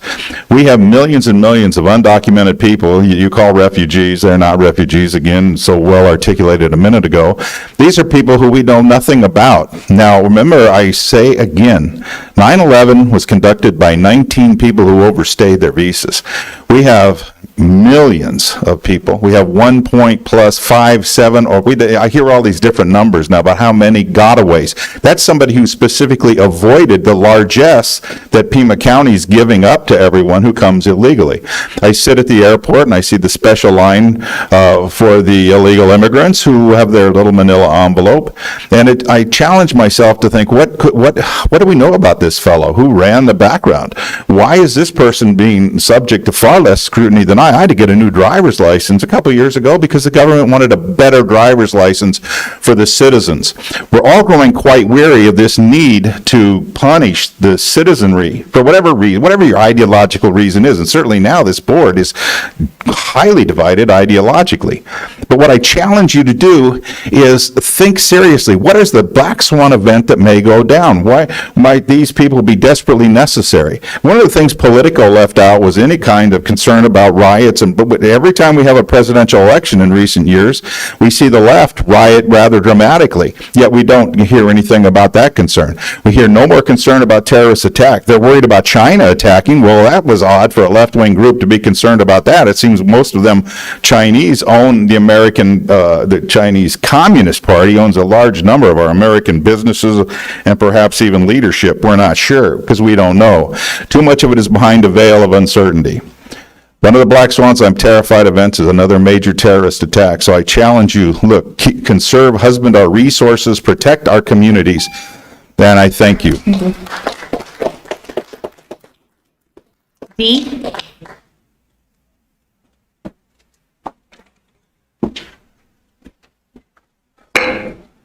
I'd like to ask a question to Just, Rex if you Scott. can just speak into I the know. mic and start, go ahead. I would like to ask him a question before my time starts. Is that okay? Your So time is it'll started. start. I would like to find out, how do I get a monument for all the deaths that happened because of the injections mandated by people like Mr. Hines? More people die from COVID shots and poison pharmaceuticals than guns and all this BS that you guys are making up. But that's not why I'm here. I'm here because of item number 30 and 35. The people of this county, the city, the state, the whole country, nobody wants to pay for people that are coming to invade the country when you can't even help the people in the nation. You're stealing from the people of this county. We know about it. Why do you think this place is not packed? Because people are working. They can't afford to be here. And you're giving their money away to people that are coming in here to invade the country, steal from us. And the only reason you're going to approve any of these things is because you're making money off of it. You're skimming off the top, and you know it. If you approve any of it, the buses, how come Suntran is being utilized and mixing the people that just came from the Darien Gap, bitten by mosquitoes, malaria, and all that stuff, and they're being mixed up with the people of this county? Do they know that? Do you advertise it on the TV and tell people in the TV that you're doing this? No. You don't put that on the TV because you know that this place would be packed. You're creating a country that you can't even be part of. You're not going to be able to live here with the crime and the disgustingness that you're creating. Okay, anyone else? Okay, so that's the close. I'm going to go ahead and close the call to the audience and ask my colleagues if anyone wishes to ask staff to review a matter, put a matter on a future agenda, or respond to a criticism. Chair Grijalva? Supervisor Scott. I don't know if there's anything that the Board of Supervisors can do to be of assistance to the gentleman who spoke with us about the conviction that was vacated, but I would like to ask Ms. Lesher to direct staff to follow up with him, to at least help him to find who is the best contact for him within Superior Court so that he can get some answers to the questions that he posed to the board today. And thank you, sir, for coming to talk to us. Any other? All right, Dr. Lee, Supervisor Lee. Thank you, Chair Grijalva. I'd like to address the very first speaker, Mary Ann Chandler. And again, we as a board are removed from any kind of direct supervision, but I'd like to ask Administrator Lesher to look into that. Thank you. Thank you. Any other? Okay. Thank you. There is no executive session, and so we'll go on to item 8. I'm sorry. Oh, it's already 10:30. Time flies. Okay. We will move on to, what was it? Addendum 1. Thank you. So this is the Southwest Border Executive Situational Report presentation requested by Supervisor Christie, and we have staff here. Administrator Lesher? Chair Grijalva, Supervisor Christie, we have Director Clark is here, Director Kelly, as well as any of us working on the issue. We don't know what questions you might have, but lots of people here to answer. Great, I appreciate that. Supervisor Christie. Thank you, Madam Chair, and thank you for respecting the 10:30. I don't want to hold up the folks that have to get back to work.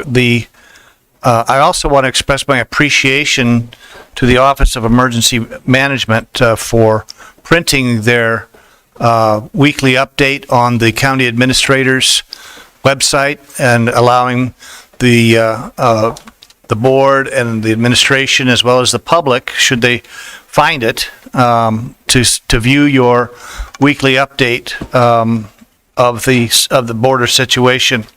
However, having said that, I notice every week when we get these reports that there are certain irregularities that pop up, and they, I think, create some confusion, and I'm hoping maybe this morning we can get some quick clarification on them.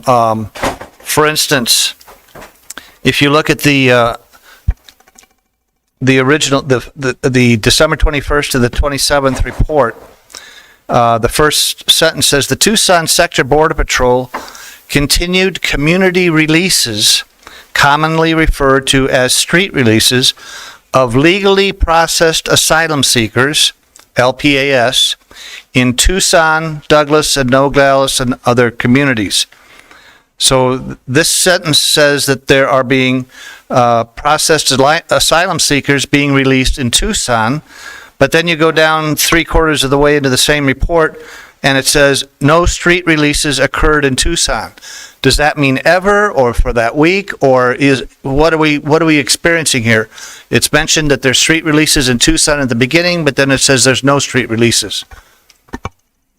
Chair Grijalva, Supervisor Christie, thank you for the question, sir, and sorry for the confusion. I'll take notes back and clarify and better. this is something I do notice as a trend. Understand, sir. So Tucson Sector Border Patrol, after they have encountered and apprehended, then the asylum seekers go through their vetting process to determine if they can obtain legal status to be in the United States. When they have obtained that legal status, then they are doing coordinated drop-offs in Tucson and Douglas and Nogales. And we refer to them as legally processed asylum seekers. At that point in time, what we have been told is that they do the vetting, proper background checks, and do the things that allow them to become legally processed. And is at that time that the county has taken on the obligation to help with Casa Salinas Welcome Center as our primary humanitarian partner to assist them in getting them to their final destination. So, yes, sir, we have referred to them in the past as street releases. It's probably a term that I probably need to fix. At the time that they are brought into the humanitarian sector with the wraparound services, they are legally processed asylum seekers. And then referring back into your narrative, 3/4 of the way down the document, that is a correct statement, sir. During that weekly period, there were no uncontrolled street releases by Border Patrol into the communities. There's two different types of street releases, or can we just put one heading? Chair Grijalva, Supervisor Christie, I'll clean that narrative. They are releasing legally processed asylum seekers, and that there were no street releases that occurred that were not able to be transitioned from Border Patrol directly into the humanitarian sector. Madam Chair, and if based on what you just stated, can you assure us at this point that if we go down to the 3/4 of the way of your report about stating no street releases occurred in Tucson, that is a fact? Chair Grijalva, Supervisor Christie, yes, that is correct, sir. They all transitioned directly into the humanitarian sector. Okay, Madam Chair, the Drexel facility provides a respite focused on family.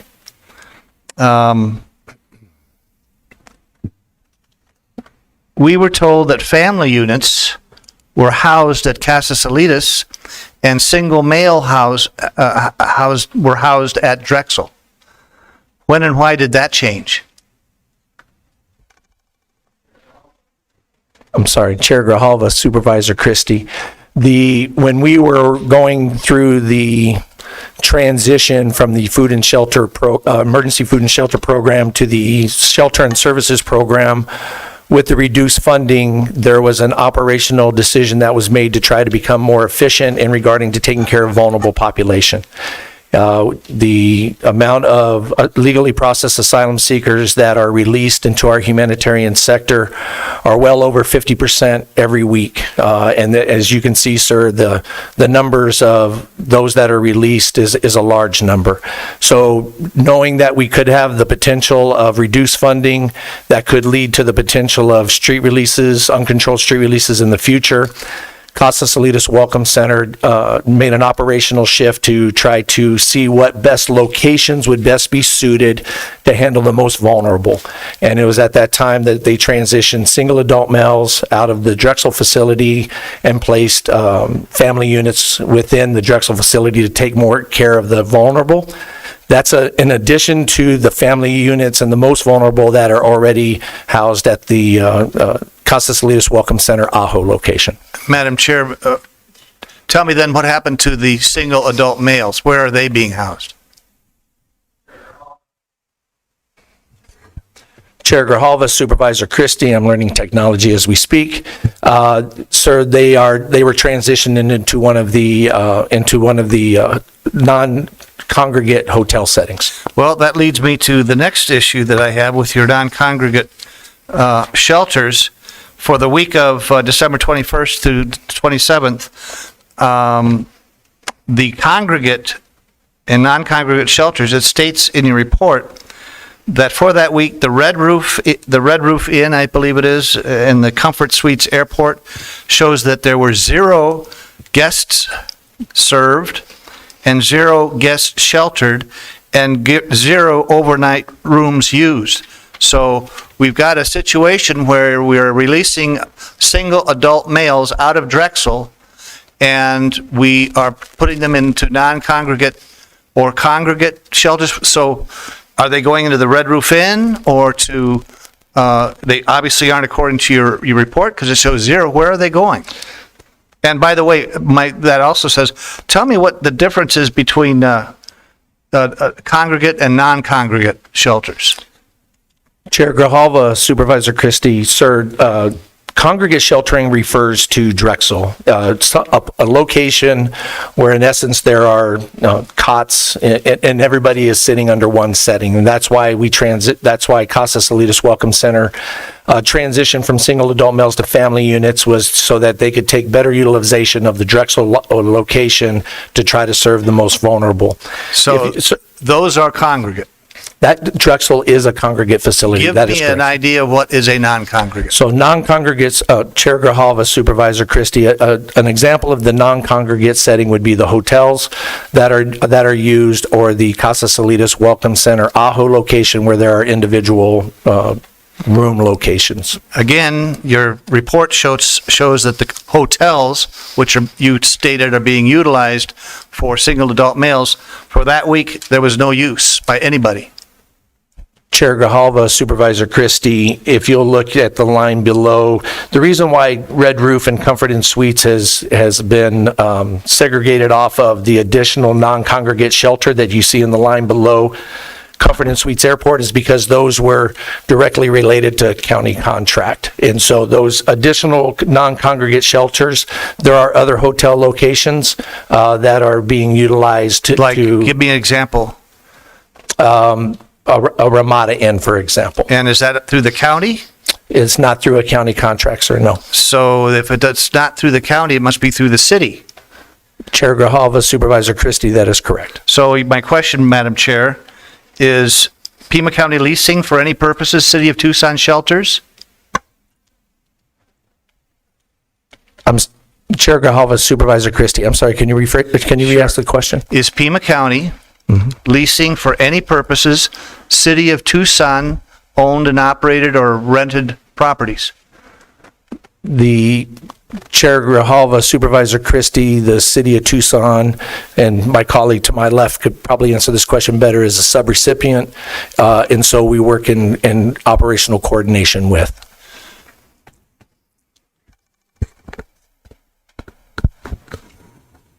Chair Grijalva, Supervisor Christie, we have a subrecipient agreement, Pima County with City of Tucson, and one of their major responsibilities is to facilitate and oversee the non-congregate hotels. Okay, and so are these non-congregate city-operated or owned or responsible shelters? Is this where the single male adults are going to? That's my understanding, sir.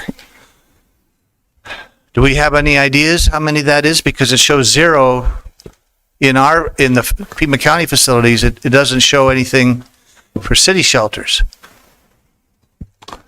Chair Grijalva, Supervisor Christie, if you'll recall, at the middle of December, there was the county contract with JOT that specifically is the Red Roof Inn and the Comfort Inn Suites.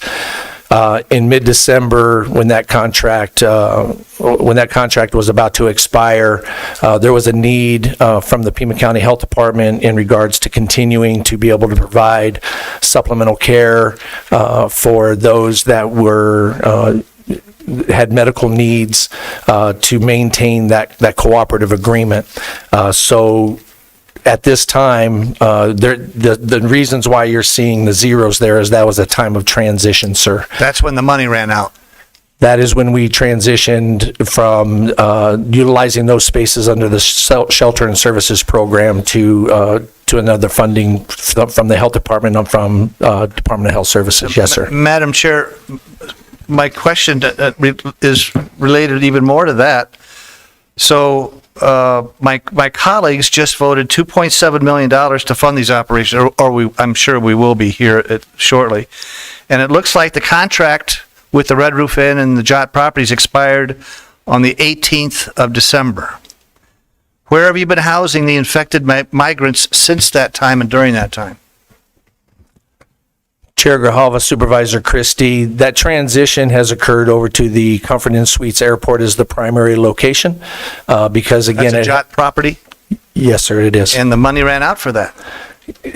Sir, Chair Grijalva, Supervisor Christie, the funding transition to Department of Health Services dollars to be able to take care of the medically vulnerable.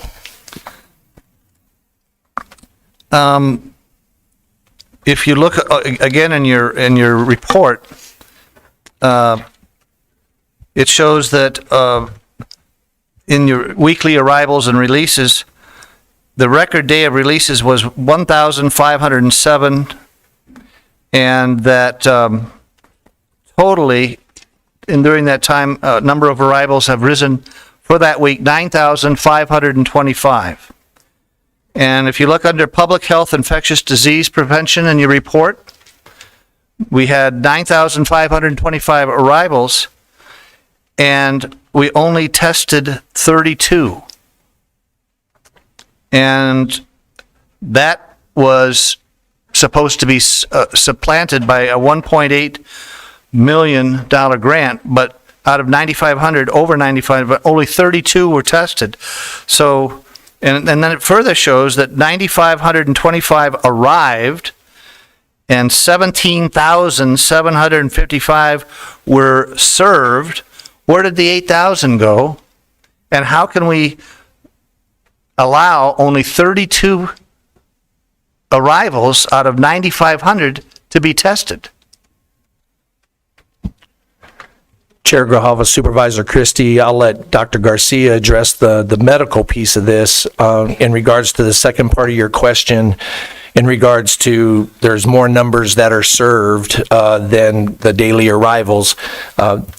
Sir, as you've seen in the report, many of the legally processed asylum seekers that enter into the humanitarian sector have a 1 to 3 day stay. And so the touch point repeats itself on that second and third day if the legally processed asylum seekers that are in the Casa Salida system are still haven't left for their final destination, sir. I'll turn over the first part of the question to Dr. Garcia. Chair Grijalva, Supervisor Christie, that's an excellent question. So I will remind you, sir, that per the federal protocol, all the individuals who are being processed through the asylum seeker process on the federal side are being screened by a paramedic with a set of questions, with a set of observations, and with a set of interventions.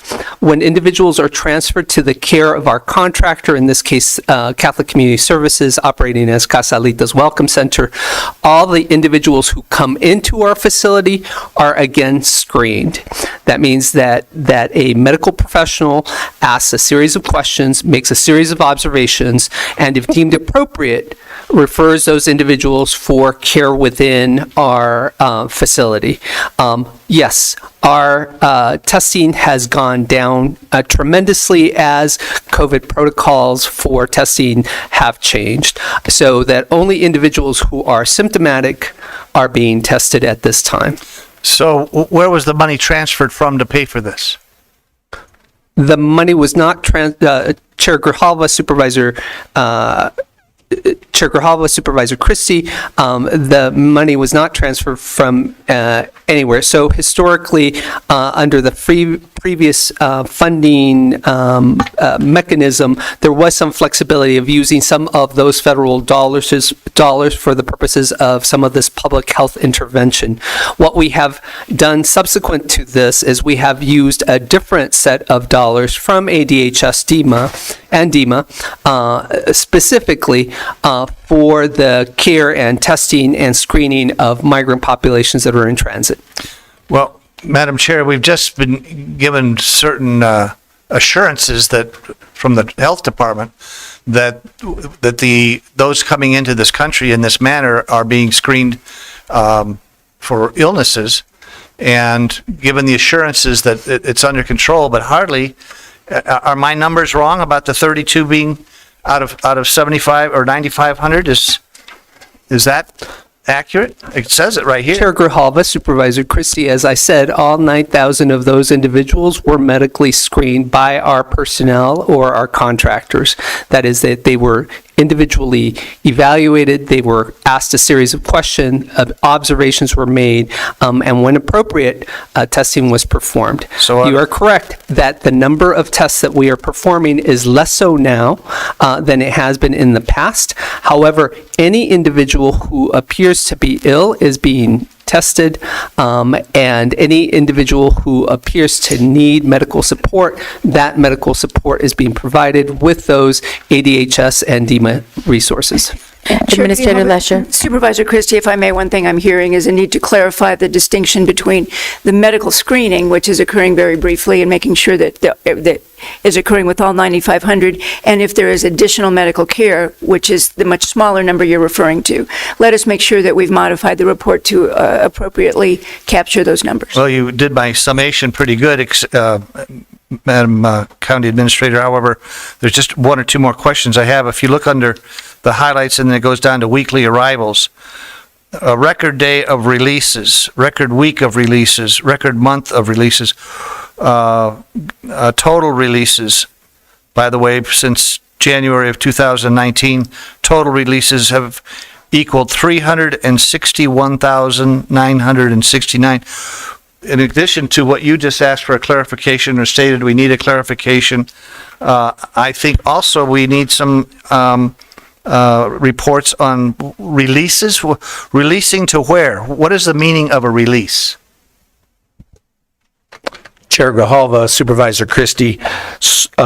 Supervisor, these are the number of releases that Border Patrol has processed, and then they have become legally processed asylum seekers and then entered into the humanitarian sector. That's those numbers that reflects.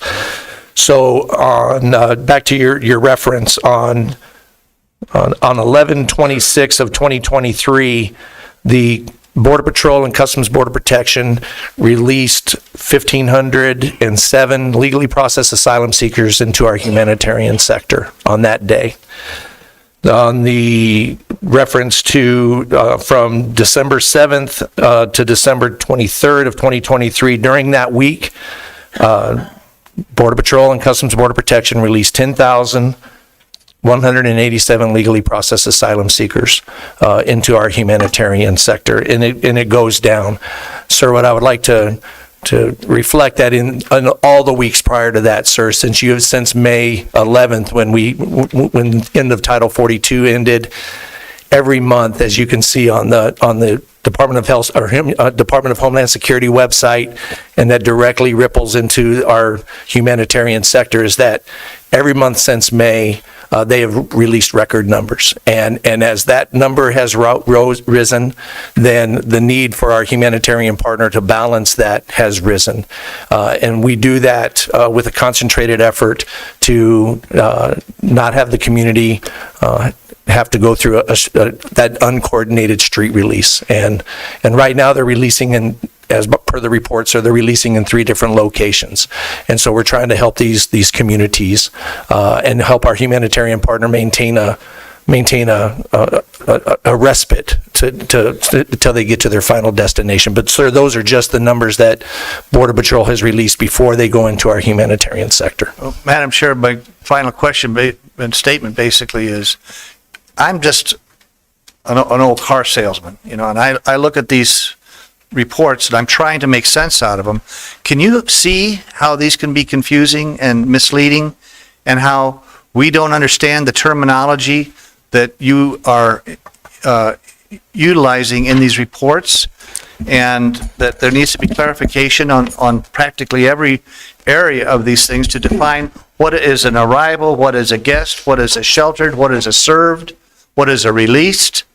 I'm hoping, because as I read your weekly reports, I see it's kind of like a template, that there's a continued use of certain phrases, certain terminology, and it's basically, we're going to use these templates and just fill in the gaps with new numbers. I think it's imperative that the community gets a little bit of a handle on where these are going and who's paying for it. There's another whole issue that I won't bother to go into about short distance versus long distance transportation. The definitions vary. Short distances can be from the border to Phoenix, or they can be from Casa Salinas to the airport. Long distance transportation is defined totally differently. So I'm hoping that we can get some kind of a clarification on this, because when I see 9,525 number of arrivals and only 32 number tested, that leads to a lot of troubling discernment. So I appreciate. Administrator Lesher? I'm sorry, Supervisor Christie. I was just going to say, I appreciate you coming before and answering these questions.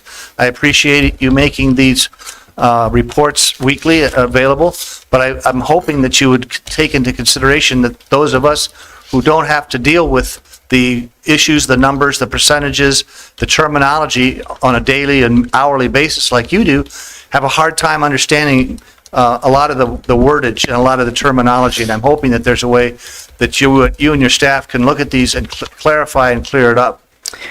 Chair Grijalva, Supervisor Christie, appreciate the feedback. As you know, these have been coming out weekly for a couple years now, and I think that Director Clark, we received them internally for a while, realizing a few years ago important information that needed to be shared with the public, so we shipped them out every week, to all of you as well. When you are working on something as closely since 2019, I'm sure that there is jargon we are using that may not be clear. We appreciate getting the feedback now of the things that might not be absolutely clear in your report or might need some clarification, and we will adjust appropriately. If you or any other members of the board have any other questions or would like clarity on any part of the report, please let us know. Well, thank you. And Madam Chair, just to end the discussion on this, a lot of this is euphemisms, different euphemisms, and there's an old saying about euphemisms hide truth. So we're looking for more transparency and clarity. And Chair Grijalva, Supervisor Christie, that was the intent, and I think part of the concern has been our absolute desire to have transparency is why we ship the reports directly to you. As I mentioned earlier, they began as simply internal documents. Sometimes when there's internal documents, we use certain language and believe that rather than scrubbing it or cleaning it up, we would just simply share with all of you in the community everything we knew real time. I'm happy now to understand that there's a need for additional clarity. Thank you. Thank you both for. And I also I want to thank you all for coming. I appreciate that. I think we all do. But I also think it's important to note that the language and terminology that is in this report is similar across other agencies. So if we start changing our terminology, then it becomes confusing for all of the other partners that are reading the same document. So if it's just a, sort of glossary of what these things mean, I think it's been explained now. I just want to make sure that we don't change this so much that everyone who's been reading these reports since 2019 now starts to get confused, because we also have our Customs and Border Patrol partners. We have other partners that all use the same terminology. From our visit in Washington, D.C., everyone was speaking the same language when it comes to how these, how they're classified. And one final request, Madam Chair, is that if we could get a listing of what the city of Tucson is operating as far as related sheltering of either infected or migrant or eviction. This is all involved in that as well. And to find out where those facilities are as opposed to what Pima County is operating. A differentiation, a column, city, county, purpose, city, purpose, county. That would be very helpful as well. Thank you, Madam Chair. Yeah, thank you. Administrator Lesher, did you want to touch on the funding for the services that are provided by the city? Just so we Sure, clarify that as well. again, I believe, and we can certainly add that into the report. The funding comes, again, from all of the same federal funding that's supporting the initiative and working with the city of Tucson as a subrecipient, contractor subrecipient. So we can identify that funding as well. Any other questions? All right, thank you. If it's okay with everyone, can we take a quick 10-minute break? Okay, thank you. We'll be in recess for 10 minutes.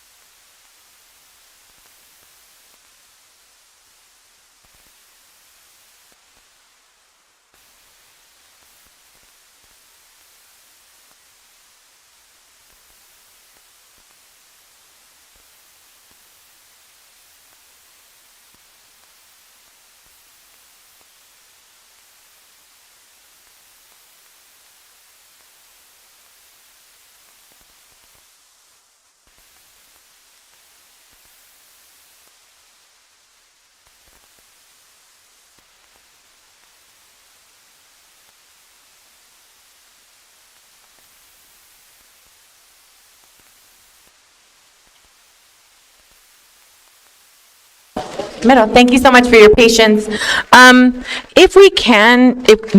We have staff here on item 7, and I'm wondering if we could move to that on the addendum.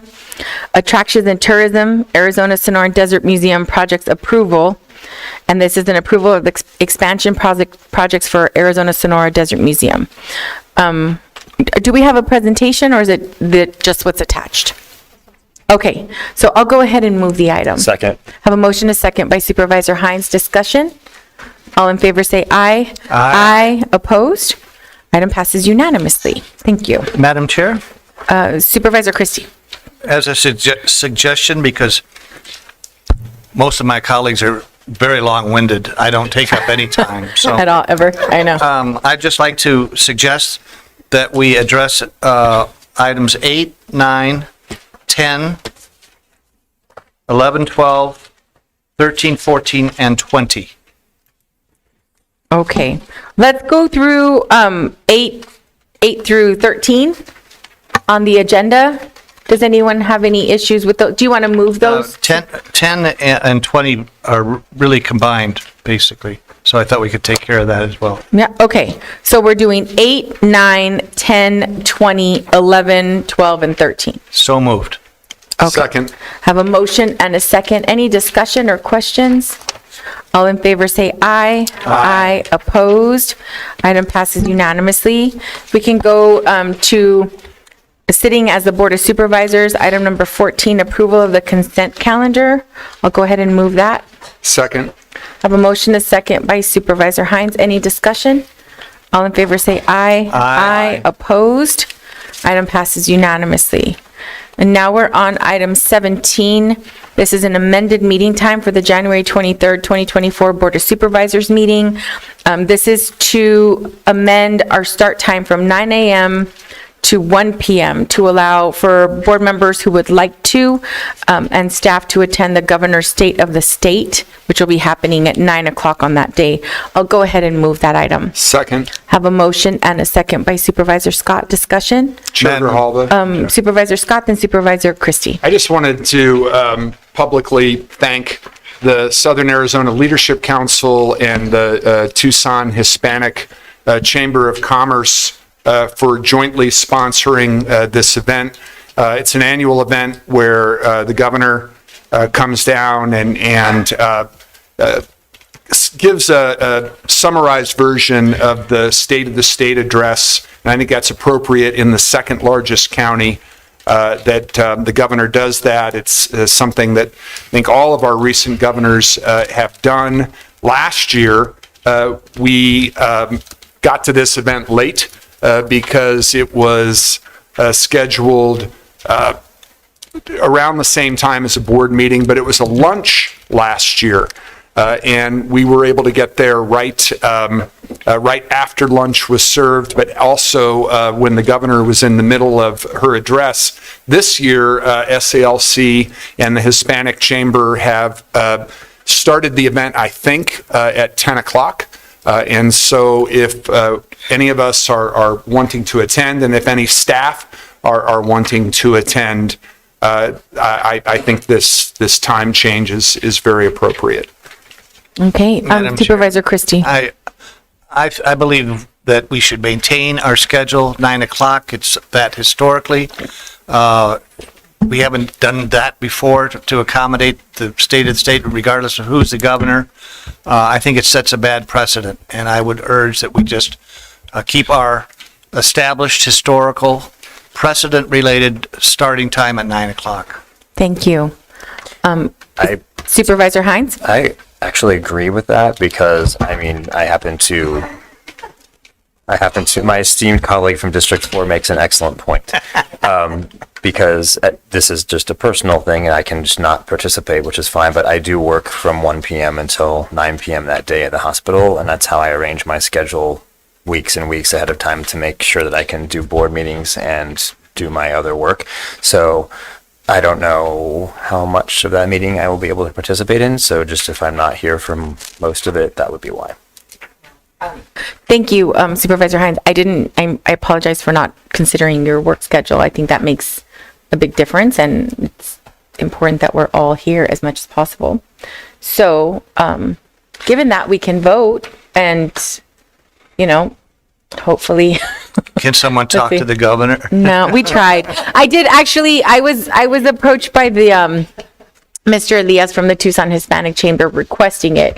And at the time I said, I'm not sure how it's going to go because, we have a board meeting that day and I don't know if we have a heavy agenda. I mean, we usually go at the earliest we would be out, I'm guessing, is noon. So I think that if we don't change our calendar, we'll miss the state of the state. But I also, perhaps, I don't know, one of us can go and represent. How long is it? How long is the state of the state? Any ideas? It's like an hour, right? I think it's an hour. Could we not just start at 10? Can we do I think it starts at 10. Oh. So yeah, it starts at 10 if memory serves. He was just texting me, so I wonder if he's listening to us and he can. Are they serving a meal or anything?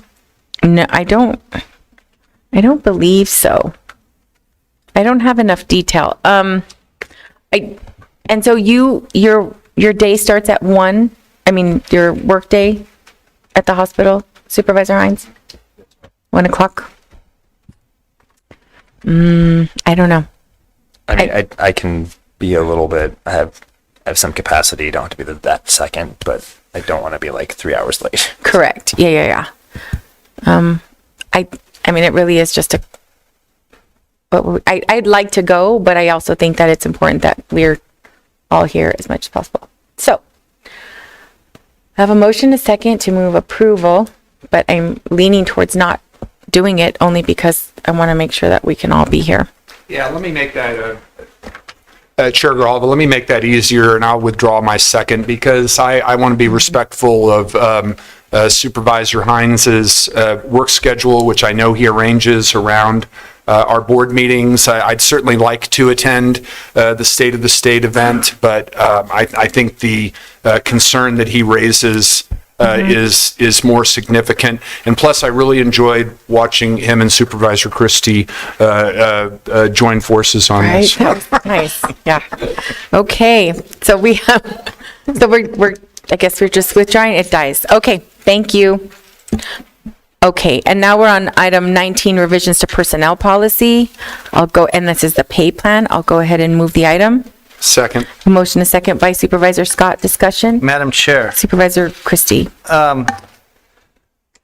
The background is troublesome in this because under the Pima County personnel policies in the background, it states, entry salaries will be determined based on the qualifications, skill sets, and experience of the candidate and internal pay equity. Okay. Then it goes on to say, elected officials and department directors are authorized to hire positions. And also that would give opportunity for pay plans to be to be looked at as well. But if you look in the original request, it doesn't say anything about including elected officials. So my request would be that on this particular item, I'm sorry, Chair Grijalva, Supervisor Christie, where are you? Right, which item? I know item 19, but when you're talking about, I'm not what section seeing where you referred to that. Well, let me just say that in the boss air, it states that only department heads are to hire. The background says elected officials and department heads. So if you look at the boss air, it says department heads permitted to hire. And then if you go deeper into the background under the policy, it includes elected officials and department heads. The administration has everything on the flow chart from below the county administrator, not above that as well.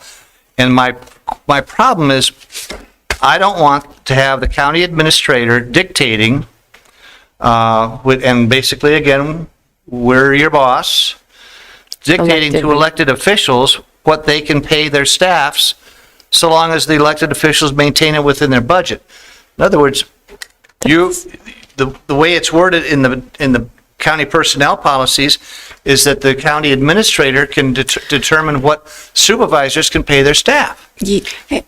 I'm sorry, Administrator Lesher, I'm not sure where you are on this document, though, so All right. that's what I'm asking for. If you look at the boss there, Right? Right. it says in this third sentence, Department heads. it says, department heads permitted, okay? That's meaning department heads are in charge of their department. Excuse me, But I'm then if sorry. you go to- May I ask, I'm sorry, Supervisor Go to Christie, but I'm reading department heads must obtain the county administrator approval. That's right. Is that? Department heads, under discussion, department heads permitted to hire up to first quartile dependent upon internal equity. It says and department must heads. obtain, okay. Now, if you go to page 2, excuse, I'm sorry, not page 2. What? If you go to page 2 of the Pima County Personnel Policies accompanying the boss heir, it says elected officials and department directors are authorized to hire positions. I'm sorry. That's down Excuse under, me, I'm sorry. under D. The Under new D. in the Under first D, paragraph. thank you. Supervisor Christie, if we may, the HR rules for the county apply to the other elected officials. And when you look at that, when you think of the assessor, the recorder, the treasurer, county attorney, all of those individuals, they are still part of the HR process. We have afforded elected officials a good deal of flexibility in what they pay, but you set the budget, you set those pay categories and classifications. Those elected officials still are under your HR rules and therefore proposed to be under this personnel policy. If the distinction is to amend this so that the, other than the elected officials and department heads, other than the member of the Board of Supervisors. That is Perhaps. my desire. Thank you. So can that be accommodated? It's an amendment from the board. I would have an issue with that only because we do, you're really, you bring it up all the time where if it isn't broke, why are we fixing it, kind of thing. And you've been able to set the salary for your staff just as the rest of us have, as long as it's within our budget. The concern that I have is when we put elected officials in there, that applies to all of the other elected officials, and all of them currently work with our county administrator for their budgets, and I would like that process to continue that way. And so the only time I would think that there would be an exception, there has to be someone signing paperwork for our staff. We're the ones that do that right now. Well, that's And what, if we're with our budget, we keep in our budget, Correct. it doesn't matter what we pay our staff, that should be up to the supervisor, And not it the is. county administrator. I don't think that this changes that piece of the policy. It's just identifying the basic pay plan for our county. Can we segregate county supervisors out of this whole issue?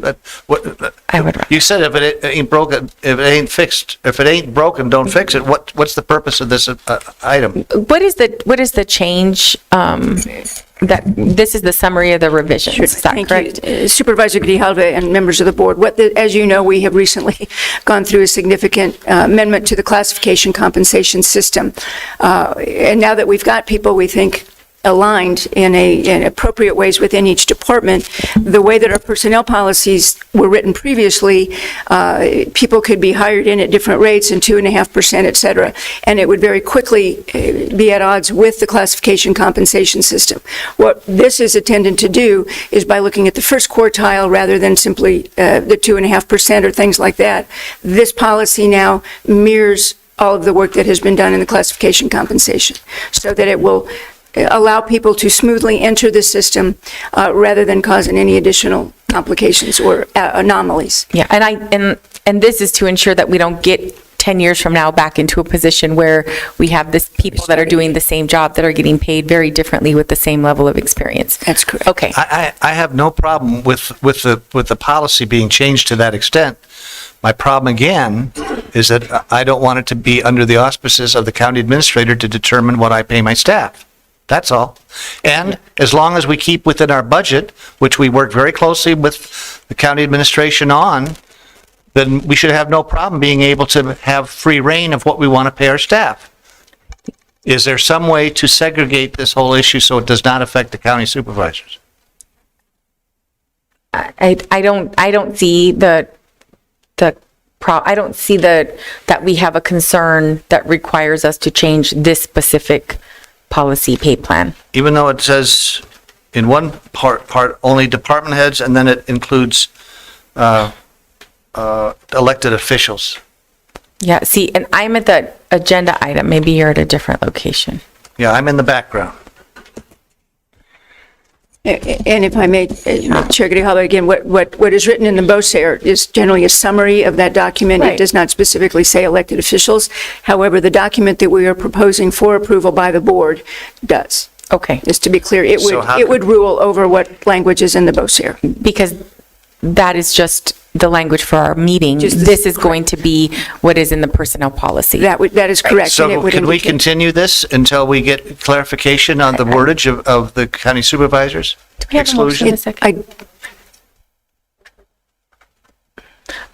I'm comfortable moving forward with it. I don't know where everyone else is. I'd like to make a motion, Madam Chair, that we remove the elected officials issue and segregate the county supervisors from the rest of this plan, as it states in the original BOSER. This is new language. I'll second it for discussion purposes, just so I can ask the county administrator, what are the ramifications, if any, of continuing the item to get further clarification for Supervisor Christie's concerns? I don't, excuse me, Supervisor, Chair Grijalva and Supervisor Scott, I don't see an issue continuing it. My question is, what is the clarification? Because as I'm understanding the discussion, it's simply, is it elected officials and department heads, or is it elected officials, not including the Board of Supervisors, the members of the supervisors, and Should be department heads? all elected officials. No, I don't agree with that. I think that there's, in the discussion item, it says permit Board of Supervisors and County Administrator to provide pay adjustments in certain circumstances. I think that, I feel like, I don't have the same concern that you do. I think that we're having a really long, drawn-out discussion, not about all of the county employees, just about the ones that are in our own offices. And I think And that's all I want to, all elected officials. That would include all of the elected officials. They have the right to set their own priorities as far as. That's problematic, I think, for a county-wide system. Right now, our elected officials are working with our county administrator in order to set policies and make sure there's equity across different departments. Like, I think that that's really important, and I wouldn't want that to change. And if I may, Chair Grijalva, remembering that our elected officials, if you will, also include our JPs, the constables, judges, potentially, so we work with them closely. We have given those elected officials flexibility, but they do have to adhere to, they are still county employees that have to adhere to the HR rules and policies. And I think that to fully eliminate all elected officials being able to hire at any point there's going to be budget ramifications very quickly. Okay, so you seconded that motion for discussion, yes. Right, and so we have a motion and a second to put a substitute motion to postpone the item. That's what we're going to be voting on now. No, Is the that correct? substitute motion was actually, he wanted the language amended, removing the elected official language and then segregating department director language. No, to include all elected officials. Include all elected officials. Okay. And Chair Grijalva, Supervisor Christie, I thought initially your concern was not with all elected officials, but with the board. That was my example of utilizing this, but all elected officials have their own budgets, and they have all control over what they pay their staff. And for HR or the administration to insert itself in what a duly elected official, including the Board of Supervisors, is going to pay their staff is wrong. Because if you look at the flow chart, they're separate and duly elected and are not under the control other than the budget. And the budget, as long as we all stay within our budgets, every elected official, every Board of Supervisor, there's no problem. So there shouldn't be any opportunity for county administration to go into an elected official's department and look at their pay plan and determine if it's right or wrong according to some equity thing or whatever. Yeah, Chair Grijalva, and I think the concern here too, we have, just as an example, we have in some of our departments with elected officials, requests to use vacancy savings for salary increases. They would then be able to do this. Then my concern is vacancy savings are one-time money. You have some vacancy savings this year, goes away at the end of the year. They've increased individual salaries, and then it is a significantly different budget that comes back to the board. The board could then be in the position of cutting salaries or cutting individuals. I want to be clear, we're not telling people necessarily what to pay. This is indicating if an elected official wants to increase the salary for individuals outside of what the first quartile, for example, then it would require the permission and and approval. All of the elected officials have been part of the classification compensation analysis and have those positions now within their departments consistent with that. And that's what we've been trying to do, is just make sure, as we know what we've gone through, which is the concerns of not having a system reviewed since 1957, a lot of anomalies, we got people out of whack, we're trying to get people back so that people who are providing the same function in one department, whether it's the assessor or the recorder, is earning somewhere near the same of what that other an individual in a same job is doing another place of the county. That's our request, to have everyone within the same guidelines. Yeah. Okay. So do we want to vote on this item? Did you want to withdraw your second and we can go back to the first? I will withdraw my second based on, I wanted to have the discussion, but I think there are significant ramifications when you're looking at supervisors who have staffs of 3 or 4 people and other elected officials who have staffs of hundreds. Right. The ramifications, Supervisor Christie, of what you're proposing and what they could mean for the budget and staffing, I think are significant. Okay, and so we'll go back to the initial item, and it was motioned and seconded by Chair Grijalva, was motion by you, seconded by Supervisor Christie, Supervisor Scott to approve. Okay, so that's the item that we're going back to. All right, so I have a motion and a second to approve the proposed personnel revisions for the personnel policy number 8117 pay plan. A motion, a second. All in favor say aye. Aye. Opposed? Opposed. Item passes 4-1 with Supervisor Christie voting no. Madam Chair, Yes, Supervisor Christie. could we, with your permission or the board's permission, address 21, 22, 23, 24, and 25? Do we want to do 20? We already did. Oh, we did 20. Sorry, that was the other one. I knew I didn't mark it off. I'm sorry. 21, 22, 23, 24, and 25. 25. Sure, I have a question on 21, but I'm happy to move all the items and ask the question. Second. Okay, so I have a motion and a second by Supervisor Christie. My question is about item 21.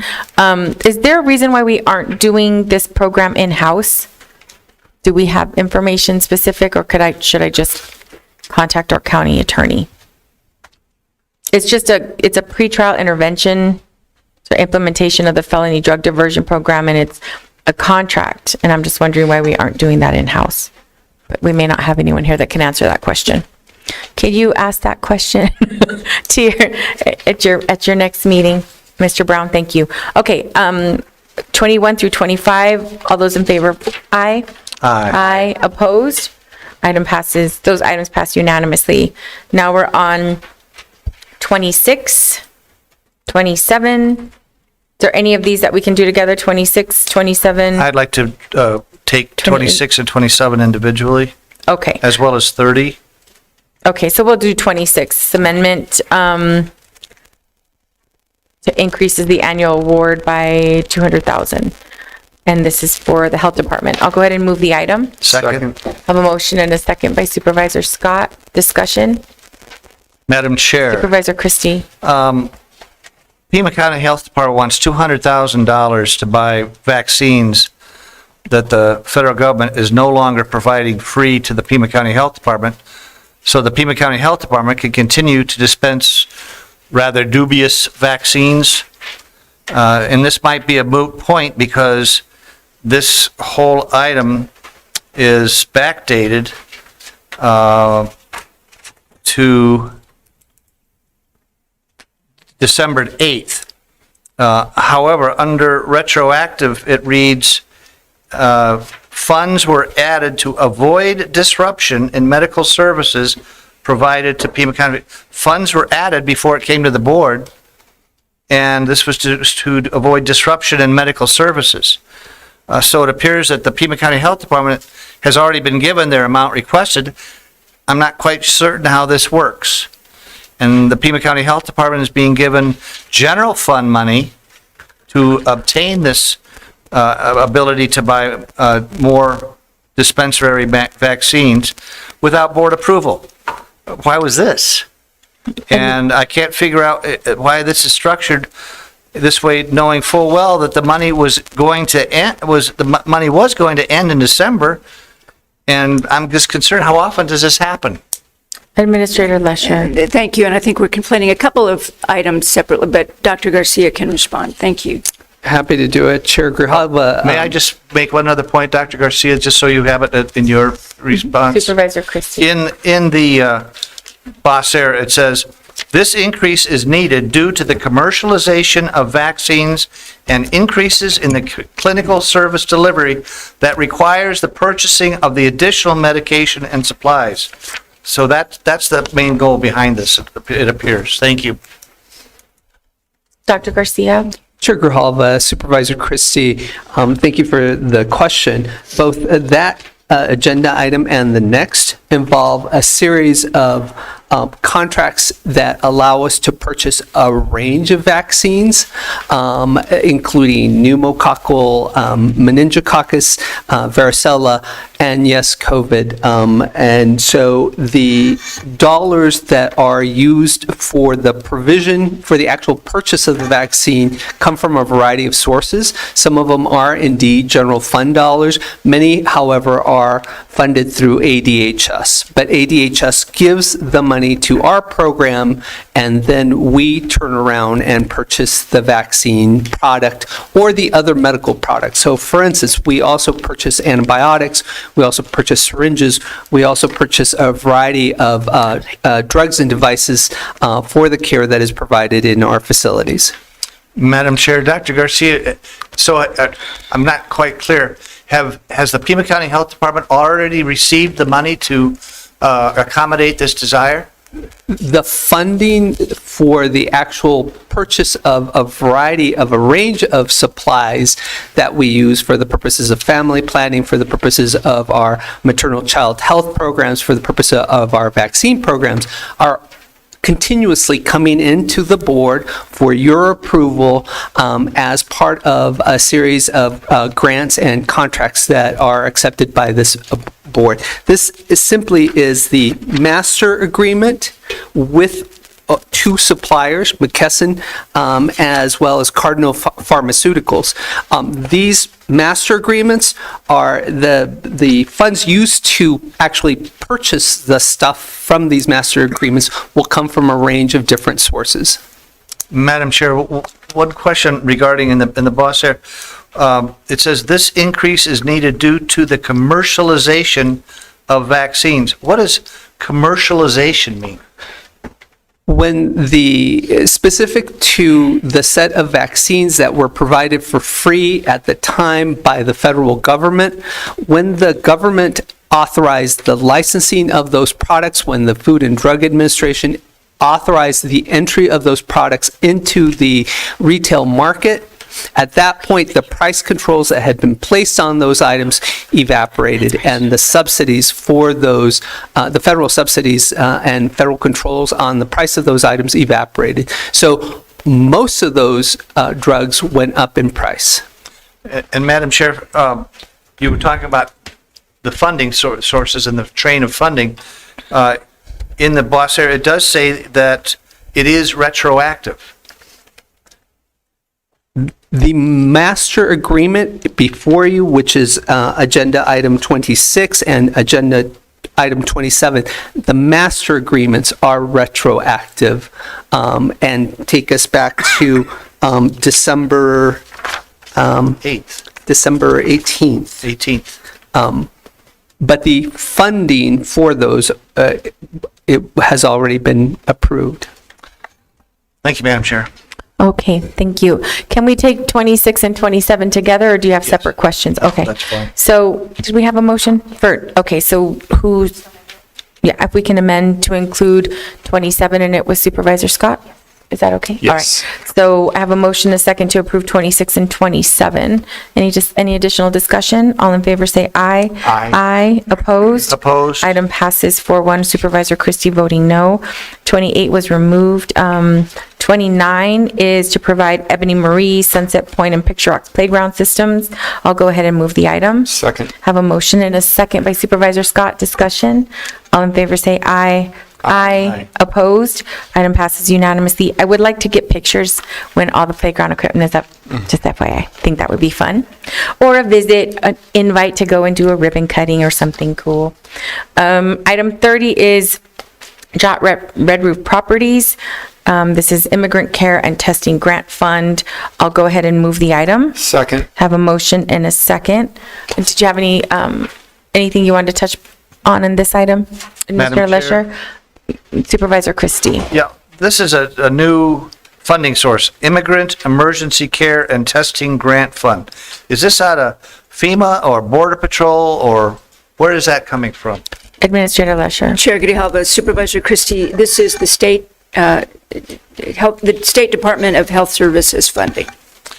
State of Arizona. State Department? I'm sorry, the State of Arizona Department of Health and Human Services? Yeah. Nope, just Health Services. But it is the State of Arizona Health Department. Is this a new funding source? We have received I'm making sure I'm clear on that question. We receive a lot of funds from the State of Arizona Health Department. Is it a new funding source directed to the lease of Jot properties? Yes. And it says this, Madam Chair, it says this amendment is needed to provide shelter services to vulnerable asylum seekers during respiratory season. Define respiratory season. Chair Grijalva, on that, I will let Dr. Garcia take the medical questions. But again, this is part of it to making sure that, as we talked earlier about congregate, non-congregate shelters, where we have people who have health concerns, so they're not with the general population. But what is respiratory season, Dr. Garcia? Chair Grijalva, Supervisor Christie, Administrator Lesher. Typically, we talk about respiratory season starting in August and ending as late as May. Thank you, Madam Chair. Chair Grijalva. Supervisor Scott. I had a question for Ms. Lesher. Ms. Lesher, isn't it the case that we're making use of funds from the State Department of Health Services in this instance, partly because we are drawing down our federal funds so rapidly? Chair Grijalva, Supervisor Scott, yes. So I think it's appropriate for me to say this at this point. I have consistently voted for us to make use of federal funds that are provided to border counties to deal with the ramifications of federal immigration policy in terms of the shelter and care of legally processed asylum seekers. And I will continue to do that because the federal government should be making sure that border counties such as ours are not expending our own funds. But if at the end of February those funds run out, I want to say to my colleagues and to county administration, I will not vote to use general fund monies to pay for the consequences of federal immigration policy. And if we, as a result, have of the loss of those funds at the end of February, have street releases in the city of Tucson, which we have not had, unlike in places like El Paso, San Diego, San Antonio, because of the work that has been led by Pima County, and we start getting complaints in our offices from our constituents, I am going to ask them to direct their calls to Capitol Hill and the White House. And I appreciated, Ms. Lesher, your comments in the media earlier this week about how important it is that those federal funds don't end at the end of February. And Chair Grijalva, I very much appreciate the trip that you took to Washington, D.C. to make that same point. But I think it's important to say from this dais that I will not vote to use general fund monies for purposes that the federal government should be supporting. And I certainly hope that our members of Congress and members of the administration and also the president from the previous administration where this problem started, who wants the job back, are hearing this. Because it is not something that we should be asking local taxpayers to take on. Thank you. Thank you. Any other comments? Okay, so I have a motion and a second for item 30. All in favor say aye. Aye. Aye. Opposed? No. Item passes 4-1 with Supervisor Christie voting no. Okay, I'll do item 31, High Point Networks LLC. This is for IT. I'll move the item. Second. A motion, a second by Supervisor Scott. Discussion. All in favor say aye. Aye. Aye. Opposed? Item passes unanimously. Now we're on Pima County Parklands Foundation to provide acquisition agreement and warranty deed for almost 312 acres of fee land. And this is the Open Space Capital Projects, contract amount $1,068,000. I'll go ahead and move the item. Second. I have a motion, a second by Supervisor Christie, and I believe we have a presentation. Is that right? Administrator Lesher, or some slide or something? Or no? Chair Goodall, Or yes. discussion. Right. There it is. Talk slowly, we will, thank you. And we do, Mr. Chaplitsky, who is the director of our real property department, is here with, if there's any questions, concerns, I'm sure he can be happy to address. Okay.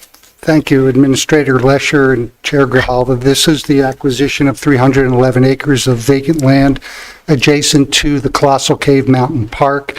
And as you can see on the slideshow where it's located, it is pristine land and will add to the purpose of our mandate to acquire open space land property as was requested by the board and the funds that were generously provided by the board.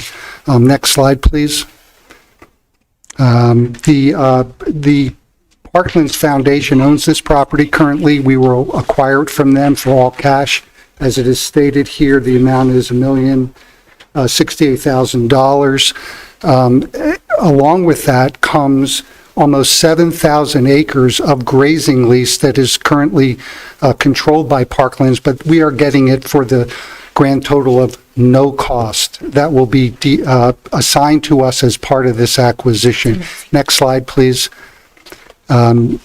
You can see by the color code, although I can't see that far, to be honest, what we're acquiring essentially. I think there's the next slide might show where the grazing lease is. There it is. So you can see the 311 acres there in the circle, and then the highlighted yellow area is the 6,936 acres of grazing lease.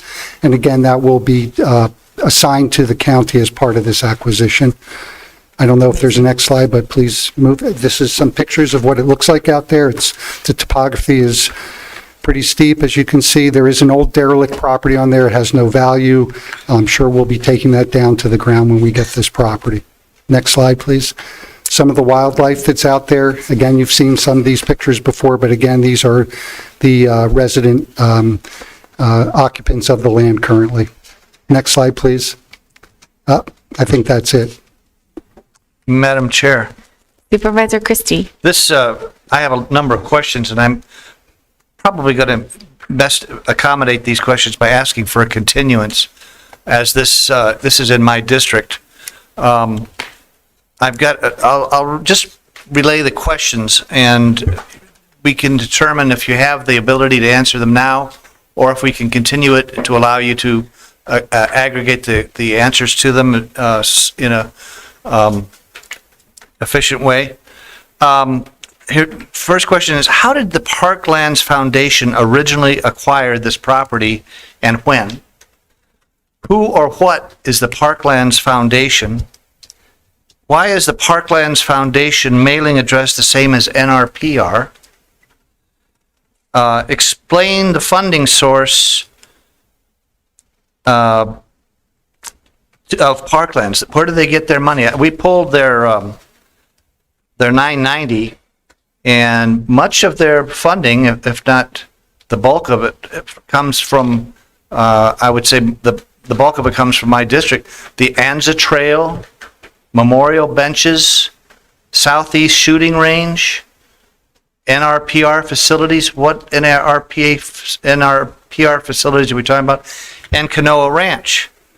So I'd like to have an explanation of the funding source and why these specific funding sources in their Form 990 are listed. And what is the Parklands Foundation doing with 7,000 acres of grazing lease? And the revenue flow to the Parklands Foundation, again, where was this funding used to acquire this property? There's a lot of issues about the Parklands Foundation and the relationship with NRPR, how the money was filtered through to get the property initially, and why, if it's closely tied with the NRPR, are we going to be paying over $1 million for it? So, Madam Chair, I don't want to put anybody on the spot with these questions. They're extensive, and I would like very much to move that we continue this till the next week, unless we want to take the time to go through each of these questions for answers. Chair Grijalva and Supervisor Christie, we'd be happy to provide an in-depth report on the Parklands Foundation. Let me just ask Mr. Plitsky, do you see any concerns that might arise with the closure on the property if we were to continue to January 23rd? Administrator Lesher, Chair Grijalva, Supervisor Christie, no, we are contractually bound to acquire this property. I believe we can extend it if we need to. I can't answer, Supervisor Christie, I cannot answer all of the questions that you asked. I'm not aware of Parkland's status. I do know if I'm understanding it, they're a 501c3, so nonprofit. But other than that, I don't know how they came to acquire the property, what funds they used to acquire the property. I do probably can surmise that when they acquired the property, the grazing lease was part of it at that time. 7,000 acres. Correct. But I'm only surmising that. I can't tell you that. Yeah, we'll come back with a full report. I guess my question is, how they acquired the property change the county acquiring the property from Parklands Foundation? I mean, why would it matter if, however, I mean, my question is to Supervisor Christie. I don't know how long Parklands Foundation has had this property, but however they acquired it, they're willing to sell it to the county. So I guess I'm wondering why it matters when or when we're going to be paying $1 million for this property, and in addition to that, it's going to be coming out of PAYGO, the PAYGO Fund Open Space Capital Projects. That always has a red flag for me because of PAYGO. Why are we utilizing PAYGO to buy open space? Second of all, we're going to be spending $1 million to the Pima County Parklands Foundation for this property. We don't even know who these people are, apparently. So that's why I would like a more in-depth explanation of the Parklands Foundation, their stream of revenue, how they acquired the property, how they got the 7,000 acres of grazing lease. And Chair Grijalva and Supervisor Christie just saying, apparently we don't know who they are. We know who the foundation is. You have a variety of questions, and I think we'd be better served simply responding with one memorandum so that everyone can see that information. I would appreciate that. And do we need a motion to continue? Well, I would feel comfortable moving forward and getting the information after. I mean, I don't know how, it doesn't change for me how I would be voting on this. Well, my district is very possessive, I guess is the word, of the Colossal Cave area.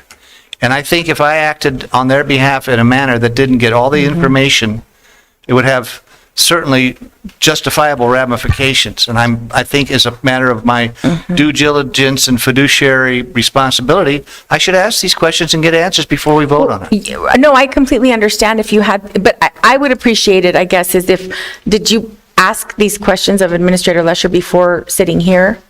No, I did not. Because I think that it would be, when I have those kind of questions, I send it to staff, so it doesn't mean that I won't ask the question, but at least I can get the answer in the same meeting as opposed to continuing the item.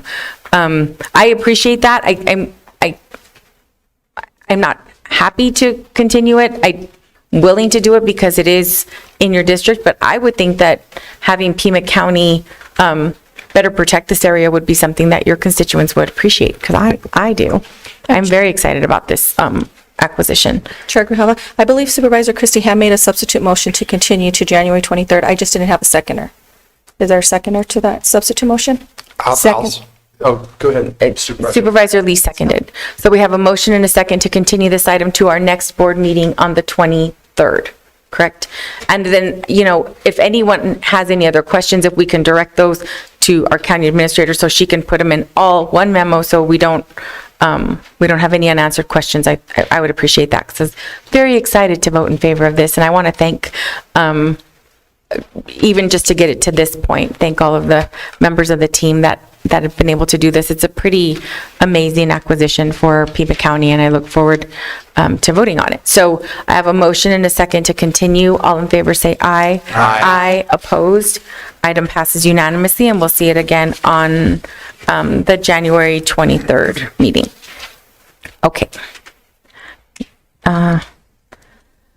So we have a couple of resolutions. Does anyone have any issue with combining 33, 34, 35, 33 and 34? Those are the two resolutions. Madam Chair, Supervisor Christie. I'd like to just pull 33. We'll just do them one at a time then. So item 33 is Community and Workforce Development Resolution Number 2024-1, authorizing the approval of continuum of care for scope of work fiscal year 2023. I'll move the item. Second. I have a motion, a second by Supervisor Scott. Discussion? Madam Chair, some quick questions. This is for the Homeless Management Information System that is being a general fund match of over $100,000. Is this more money for something that the board previously approved? And Chair Grijalva, Supervisor Christie, we've had the HMS system, let's start it nationally in '94. I know we've had it in Pima County at least 15 years, so yes. when was the last time the board approved acquisition money on this? Dr. Garcia?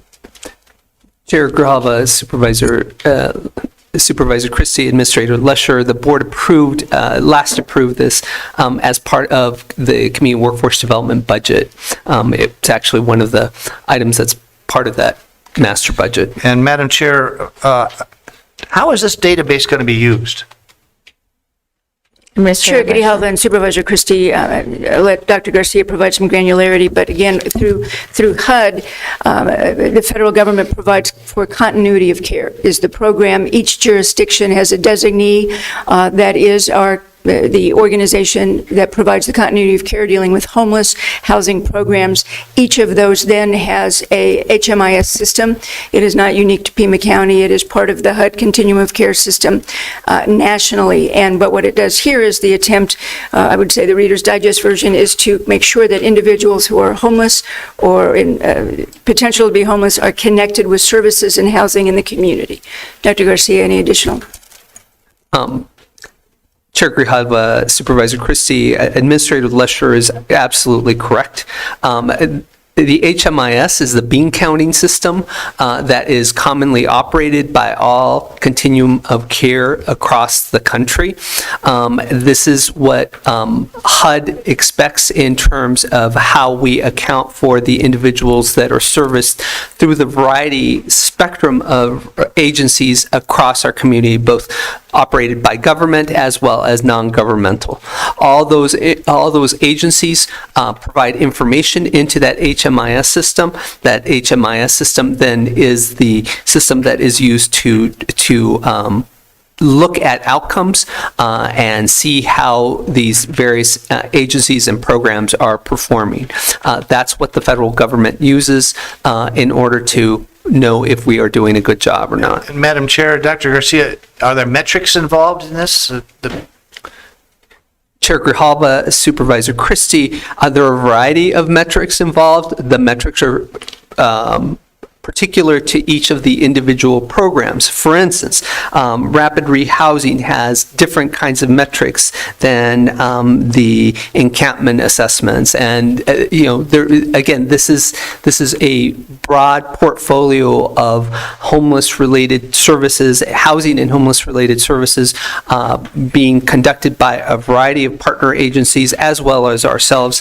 So yes, there are different metrics for different programs, and we are happy to provide you an update as needed. Thank you, Dr. Garcia. Thank you, Madam Chair. Okay, thanks. And so this is a match, right? It's 75-25. We provide 25% of the grant. Okay, so I have a motion to second. All in favor say aye. Aye. Opposed? Item passes 5-0. Item 34 is another acceptance of resolution number 2024-2, authorizing approval of housing opportunities for persons with AIDS renewal grant agreement for fiscal year 2023 through 2026. I'll move the item. Second. Have a motion, a second by Supervisor Scott. Discussion. All in favor say aye. Aye. Opposed? Item passes unanimously. Item number 35 is the Arizona Department of Health Services to provide immigrant care and testing and amend grant language. I'll move the item. Second. Have a motion and a second by Supervisor Scott. Discussion. All in favor say aye. Aye. Opposed? No. Item passes 4-1 with Supervisor Christie voting no. 36, Center for Disease Control and Prevention to provide the Pima Reach Coalition, restoring cultures of health among Native American and Hispanic Latinx communities in Pima County. I'll move the item. Second. Have a motion, a second by Supervisor Scott. Discussion. All in favor say aye. Aye. Opposed? No. Item passes 4-1 with Supervisor Christie voting no. Item 37, Justice Services. This is an acceptance of the MacArthur Foundation. It's Amendment 2 to provide for the Safety and Justice Challenge focused racial equity cohort. I'll move the item. Second. Have a motion, a second by Supervisor Scott. Discussion. All in favor say aye. Aye. Opposed? Item passes. Opposed? I'm sorry. Item passes 4-1 with Supervisor Christie voting no. 38 is U.S. Department of Health and Human Services, Administration for Children and Families, Children's Bureau for Foster Care Matching Funds Project. I'll move the item. Second. A motion, a second by Supervisor Scott. Discussion. Madam Chair, Supervisor Christie. just want to point out something that's kind of troubling in the Bossera, again, in the background, under retroactive, it is retroactive. The disbursement date was November 24th of 2023. The first Board of Supervisor meeting is January 9th, 2024. Well, that's not the case. If not accepted by the Board of Supervisors, the monies will be returned to the grantor. So they've already received the money on November 24th, and it's only coming to the board in January in this time frame? Supervisor Christie, is Administrator Lesher, this disbursement date is when they, the federal foster care matching funds, or the AOC released the funding, or when we received it? It was sorry, Chair Grijalba, when they released the funds. So. Right, so we might have not received it right then, I think. So the question is why, we've had meetings before January 9th. I think that's why I was asking the question, if they're dispersing the funds at that time, that doesn't mean that we received them on the 24th, is my guess, but I can ask for clarification.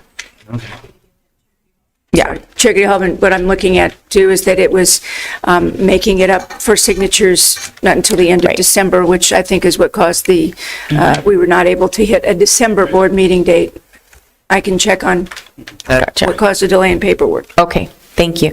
Oh, because the department director signature, the first one was on the 13th of December, and then we have the other two on the 22nd of December. So I'm guessing this is the next meeting after we were able to get those signatures together. Okay. Any other questions? All right, so I have a motion and a second. All in favor say aye. Aye. Opposed? Item passes unanimously. And then acceptance for the Sheriff Department, Department of Justice, State Criminal Alien Assistance Program.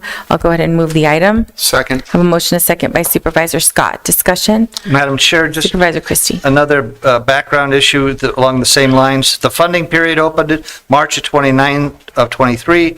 Pima County submitted the application for reimbursement of expenses on May 11th of 23. Funding notification of award was received on November 22nd and completed on December 4th of 23. This award had to be electronically accepted by GMI no later than January 5th of 2024, thus before the next available board meeting on January 9th. It just seems so convoluted. Administrator Lesher. Chair Grijalba, Supervisor Christie, we are dealing with the federal government. So you can see, that's why we've specified on here every time that a document went through another step and came to us and for approval. Right. And by the time it came to us the next date, I'm not going to clarify whether the federal government is convoluted or not, but it did take some minute. All right, so we have a motion and a second. Right, all in favor say aye. Aye. Opposed? Item passes unanimously. Now we're on to hearings. Can we take 40 and 41 together? No. Okay. Item 40, I'm trying, everybody. Item 40 is a fireworks permit for Weston La Paloma. I'll go ahead and move the item. I'm sorry? Oh, I'm sorry. Is anyone here to speak in opposition of item number 40, which is fireworks at Weston La Paloma on January 29th? If not, I'll go ahead and close the public hearing and move approval of the item. And I just need a second. Second. Thank you. Chair Grijalba. Supervisor Lee seconded. Supervisor Scott. My colleagues may recall that several meetings ago, when we had staff from Rural Metro Fire Department here, we also had staff from Weston La Paloma Resort. And one of those staff members told us that they have a very aggressive sales department that is working to sell these fireworks shows.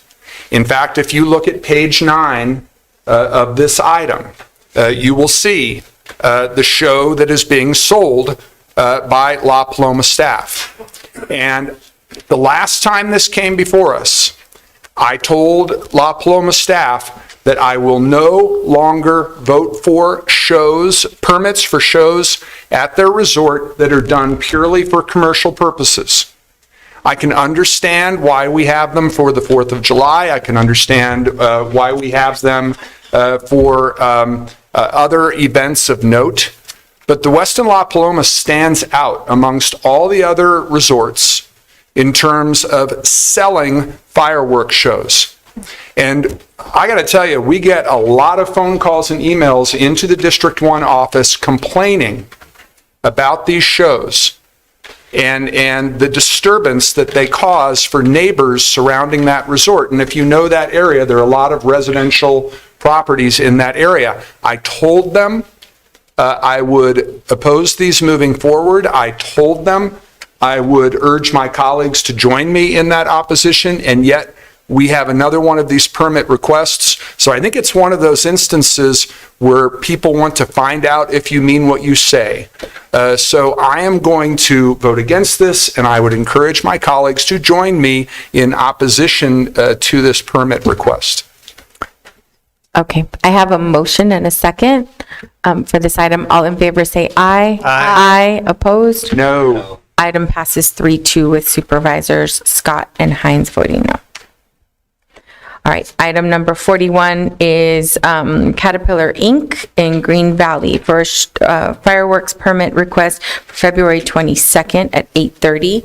I'll go ahead and move, anyone here to speak in opposition of this item? I'll go ahead and close the public hearing and move approval. Second. I have a motion, a second by Supervisor Christie. Discussion.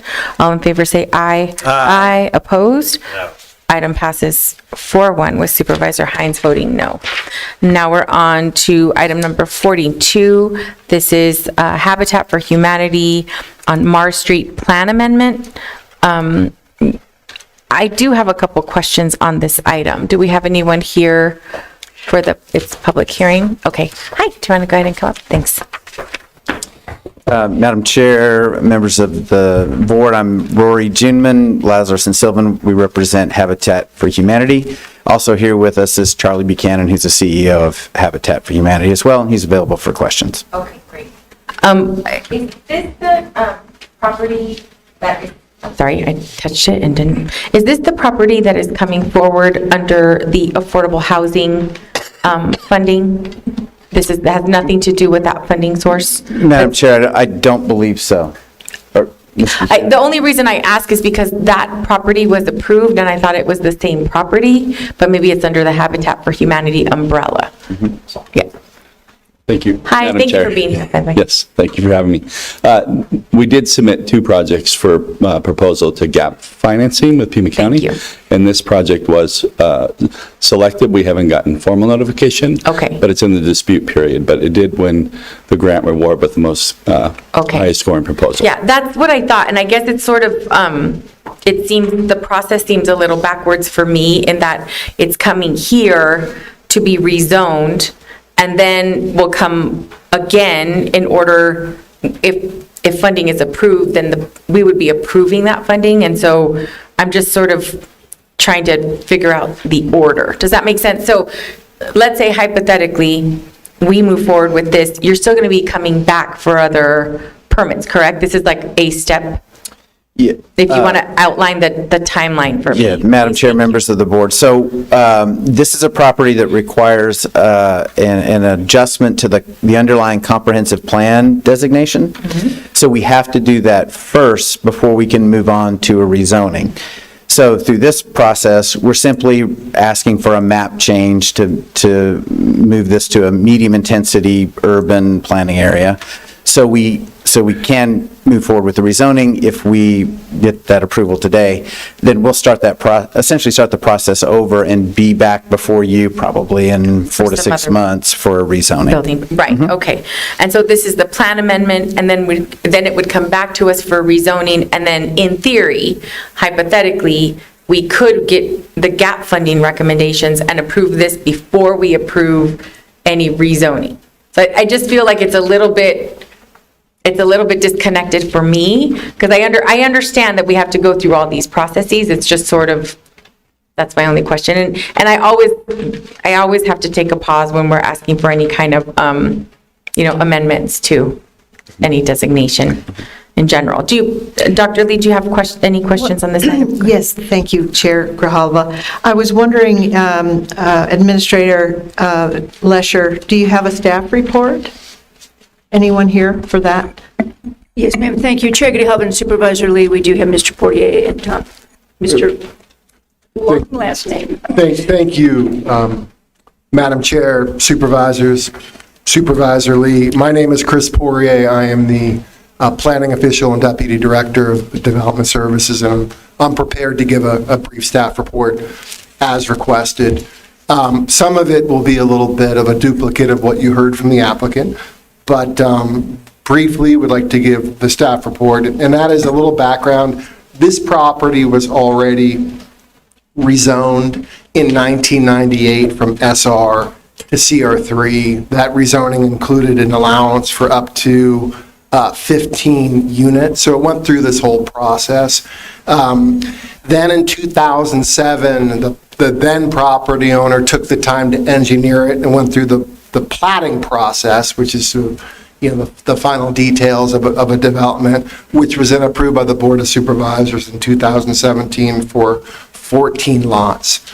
Sometime thereafter, Habitat has acquired the property, and as mentioned from the applicant, they are now taking the step. It's a precursor to a rezoning. So currently they're at CR3. They're going to need to probably get to CR4. So they have to first amend the underlying comprehensive plan designation to be eligible to come in a little bit later to apply for the rezoning. So Rory is correct. This is a request for a map amendment. It is a plan amendment that, if approved, then the applicant will come in with more detailed plans, more public hearings, more public engagement, and make the request for slight increase in the overall zoning from CR3 to CR4. They need a few more units at the end of the day, and they are envisioning a different product. So instead of a freestanding single-family home, they are exploring the idea of potentially a series of duplexes, and that does require the CR4 zone. Again, this was previously rezoned. Staff and the Planning and Zoning Commission recommended approval to this request. Some of the reasons for the staff recommendation is this is definitely an infill project. It is literally surrounded by very similar density today. It's going to be very compatible with surrounding land uses. And at the end of the day, it's a very slight increase in what they're trying to get to. So they currently have an entitlement. They could put up a bunch of homes right now, but they want to do a few more. And with that, that concludes staff's report. Thank you. Thank you. Any other questions, Supervisor Lee? If there are no opposition to this item, I would like to close the public hearing and recommend approval subject to standard and special conditions as recommended by staff and the Planning and Zoning Commission. Second. Okay, I have a motion, a second by Supervisor Scott.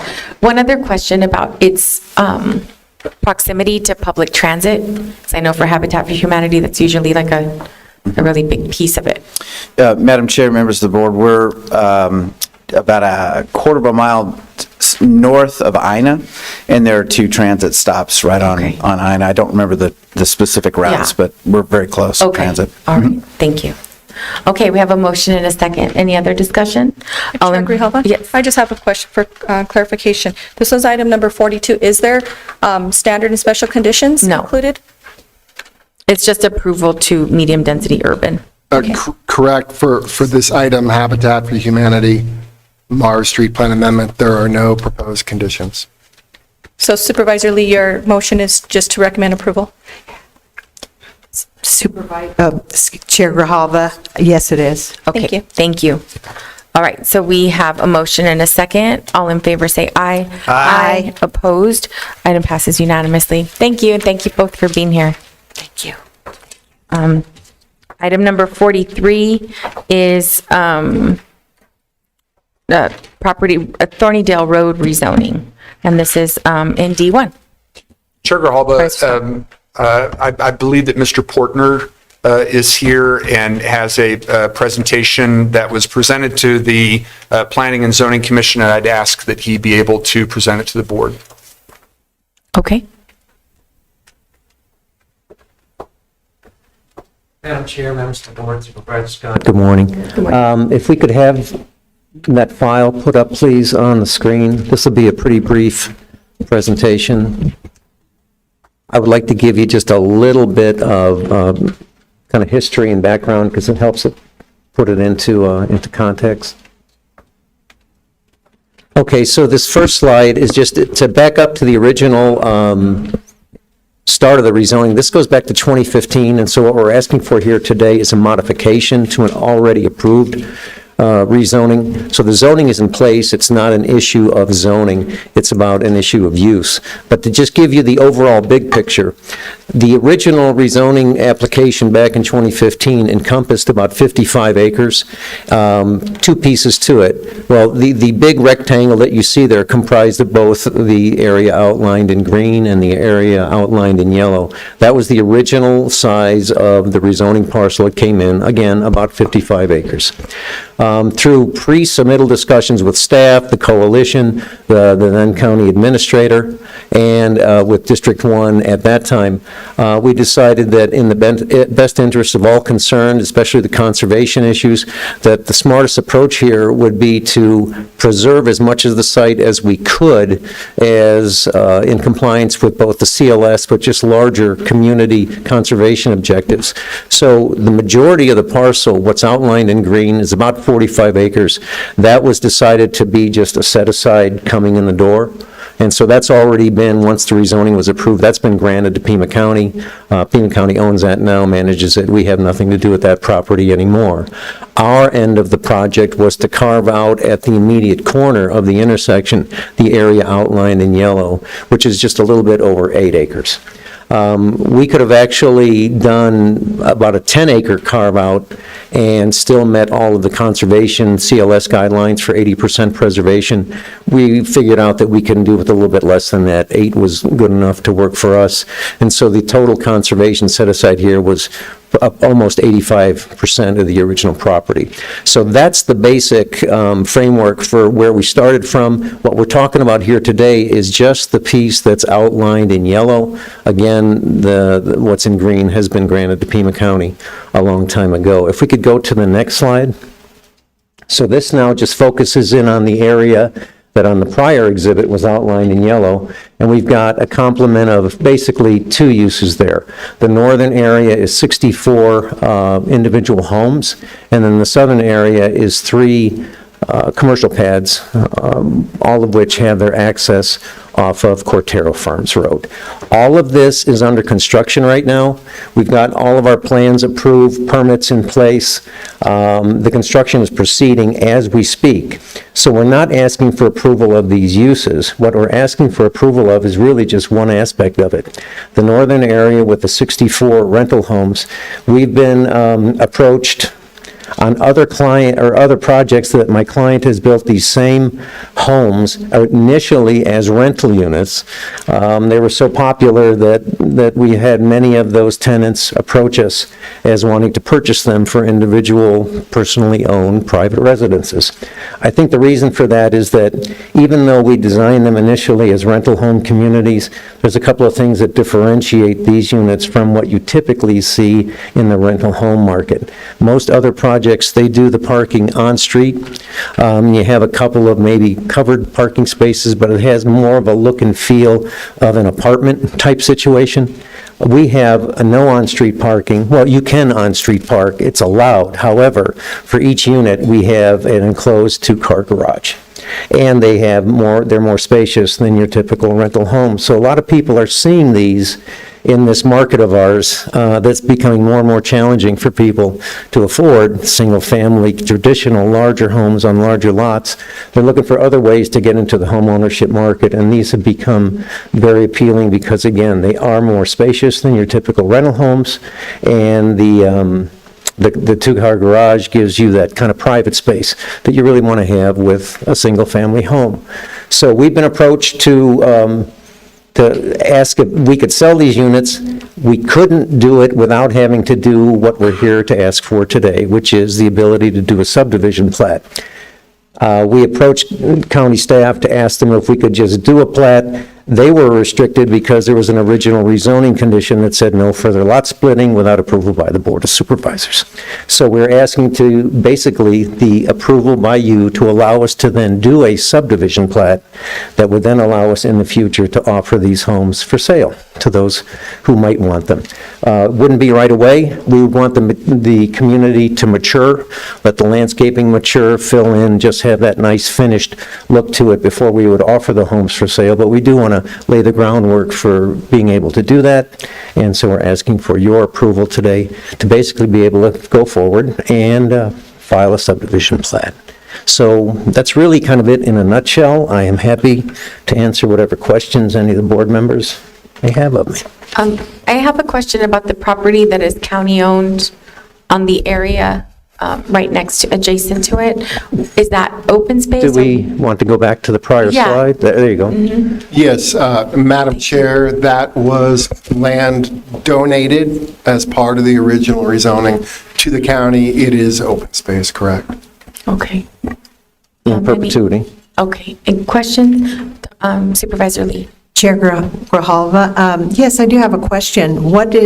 Approximately, what's the square footage of those homes that you want to now sell and the cost? They, Madam Chair, Supervisor Lee, they vary, but they're kind of 1,500 square feet on the low end to about 1,900 square feet on the high end. Cost is a really tough one. Okay. We won't be able to really nail that down. Again, we're looking a few years in the future.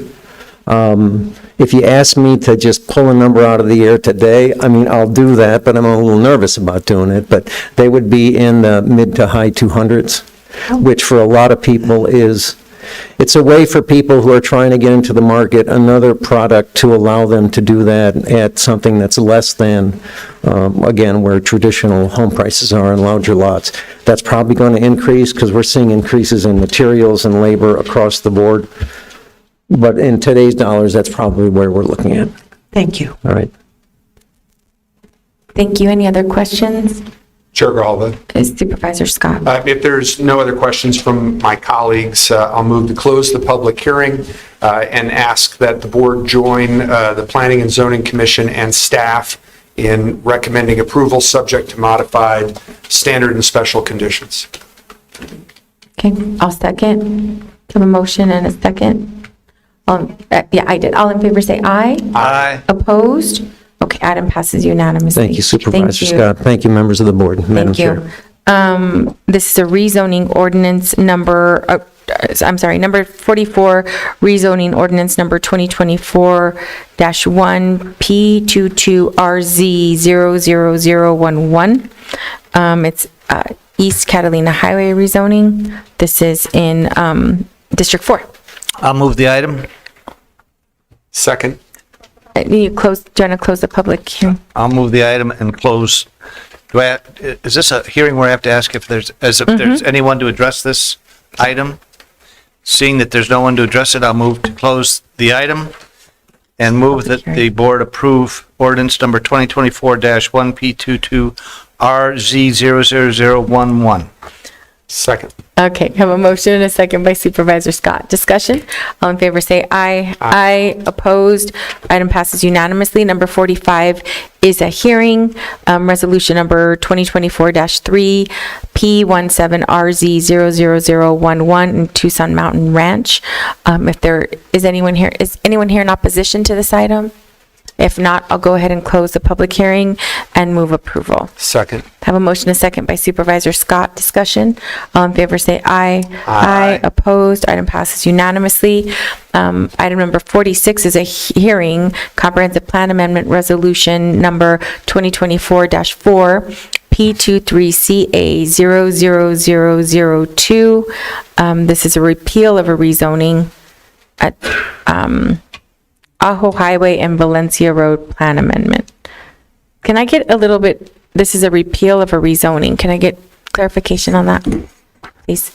Yes, Madam Chair. Actually, it's a repeal of what we call a rezoning policy with a comprehensive plan. Okay. So when the comprehensive plan amendment was originally approved, there were a set of policies requiring a whole bunch of things be achieved. The applicant later came back through the commission and this very same board and got permission to strike those. So this proposed resolution is simply memorializing a previous board action.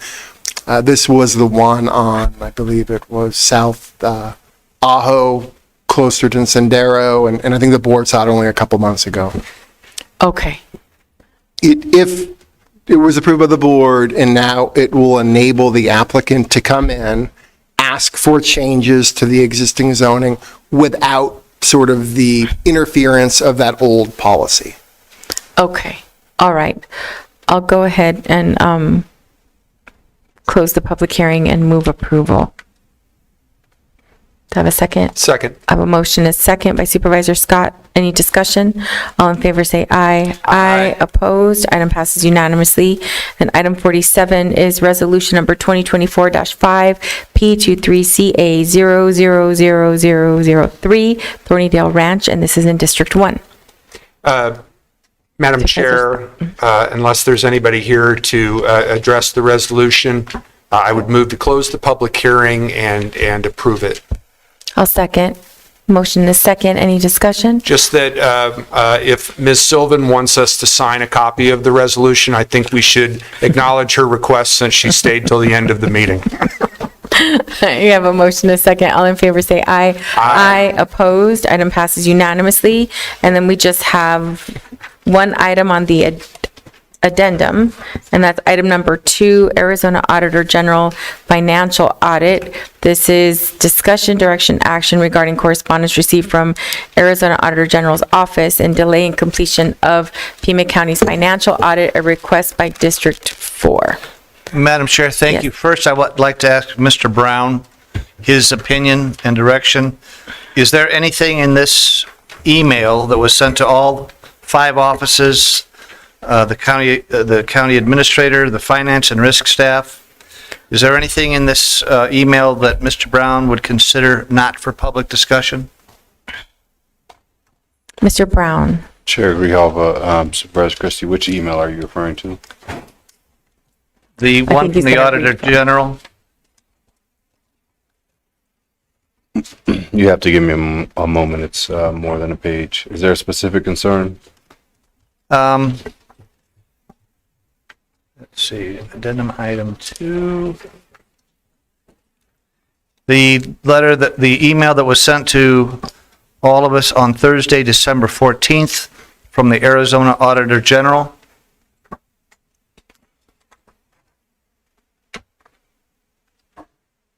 It's attached to the item, right? It's in the background, yes. So I think it's already public, isn't it? Chair Grijalva, it is public. It is part of the item. The reason I ask, because in the second to last paragraph of the second page, it states that this communication is made part of Pima County Audit and should be considered confidential and protected by Arizona revised statutes.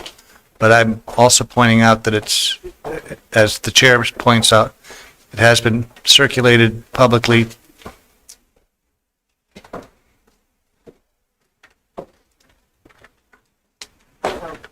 In hindsight, maybe it shouldn't have been attached to a public item? Is that the question? Supervisor Christie, that's something we can look into. I don't have the answer to that right now. All right, well, I'll speak to it generically and basically to the county administrator. You know the email, you know the requests. Do you have any idea what is missing and what has not been submitted? Administrator Lesher. Chair Grijalva and Supervisor Christie, there are 2 areas that had been of concern. One has been completed, I believe, and that relates to the opioid funding that was received by the county. Part of that is, while we have been asking for information about how that should be reported, we received some final information in December about how we needed to, if you will, book those funds as received in 2022, and questions related to how we put on our ledgers the opioid-related funds. That has been clarified, and that has been submitted. The remaining information relates to funding and the financial statements coming from the school superintendent's office. I have been chatting with our treasurer, who has been helping with those monthly reconciliations, and it is my understanding that that will all be completed by what I was told is hopefully the middle of this month, hopefully, within the third to fourth week of the month, and then all of that information will be submitted to the Auditor General. Madam Chair, Ms. Lesher, what kind of impact does this delay and no submittal of the information requested have on the county or our processes? Chair Grijalva and Supervisor Christie, as we've noted in memos to the board highlighting this, there will be a finding in the county's audit, and I believe there will be a finding, in the, I think it's 12 school districts for which the superintendent manages the funds. So there is a finding, as this board knows, last year we had a couple of findings in the audit. The Auditor General reports them. You've had the Auditor General speak to the board before reviewing the audit and those findings, and then there is a response. And Madam Chair, finally, Ms. Lesher, the only reason I'm bringing this up is this was sent to all of us on December 14th, and now we're at January 9th, and there's been no correspondence or communication regarding this from your office or from the administration. Chair Grijalva, Supervisor Christie, we'd sent first a note in November and subsequent to the board, making sure that the board was aware of information from the Auditor General, and we have I believe it was discussed at the last meeting as well, when we discussed issues related to getting reports from the school superintendent or the superintendent of schools. If we can certainly review the memos that have been coming to the board related to this item and the emails I've sent to the board. If there was additional information that we can bring forward, happy to make sure that that is provided again and in a more public way, perhaps. Madam Chair, I just don't recall a memorandum specifically addressing what the Auditor General was requesting.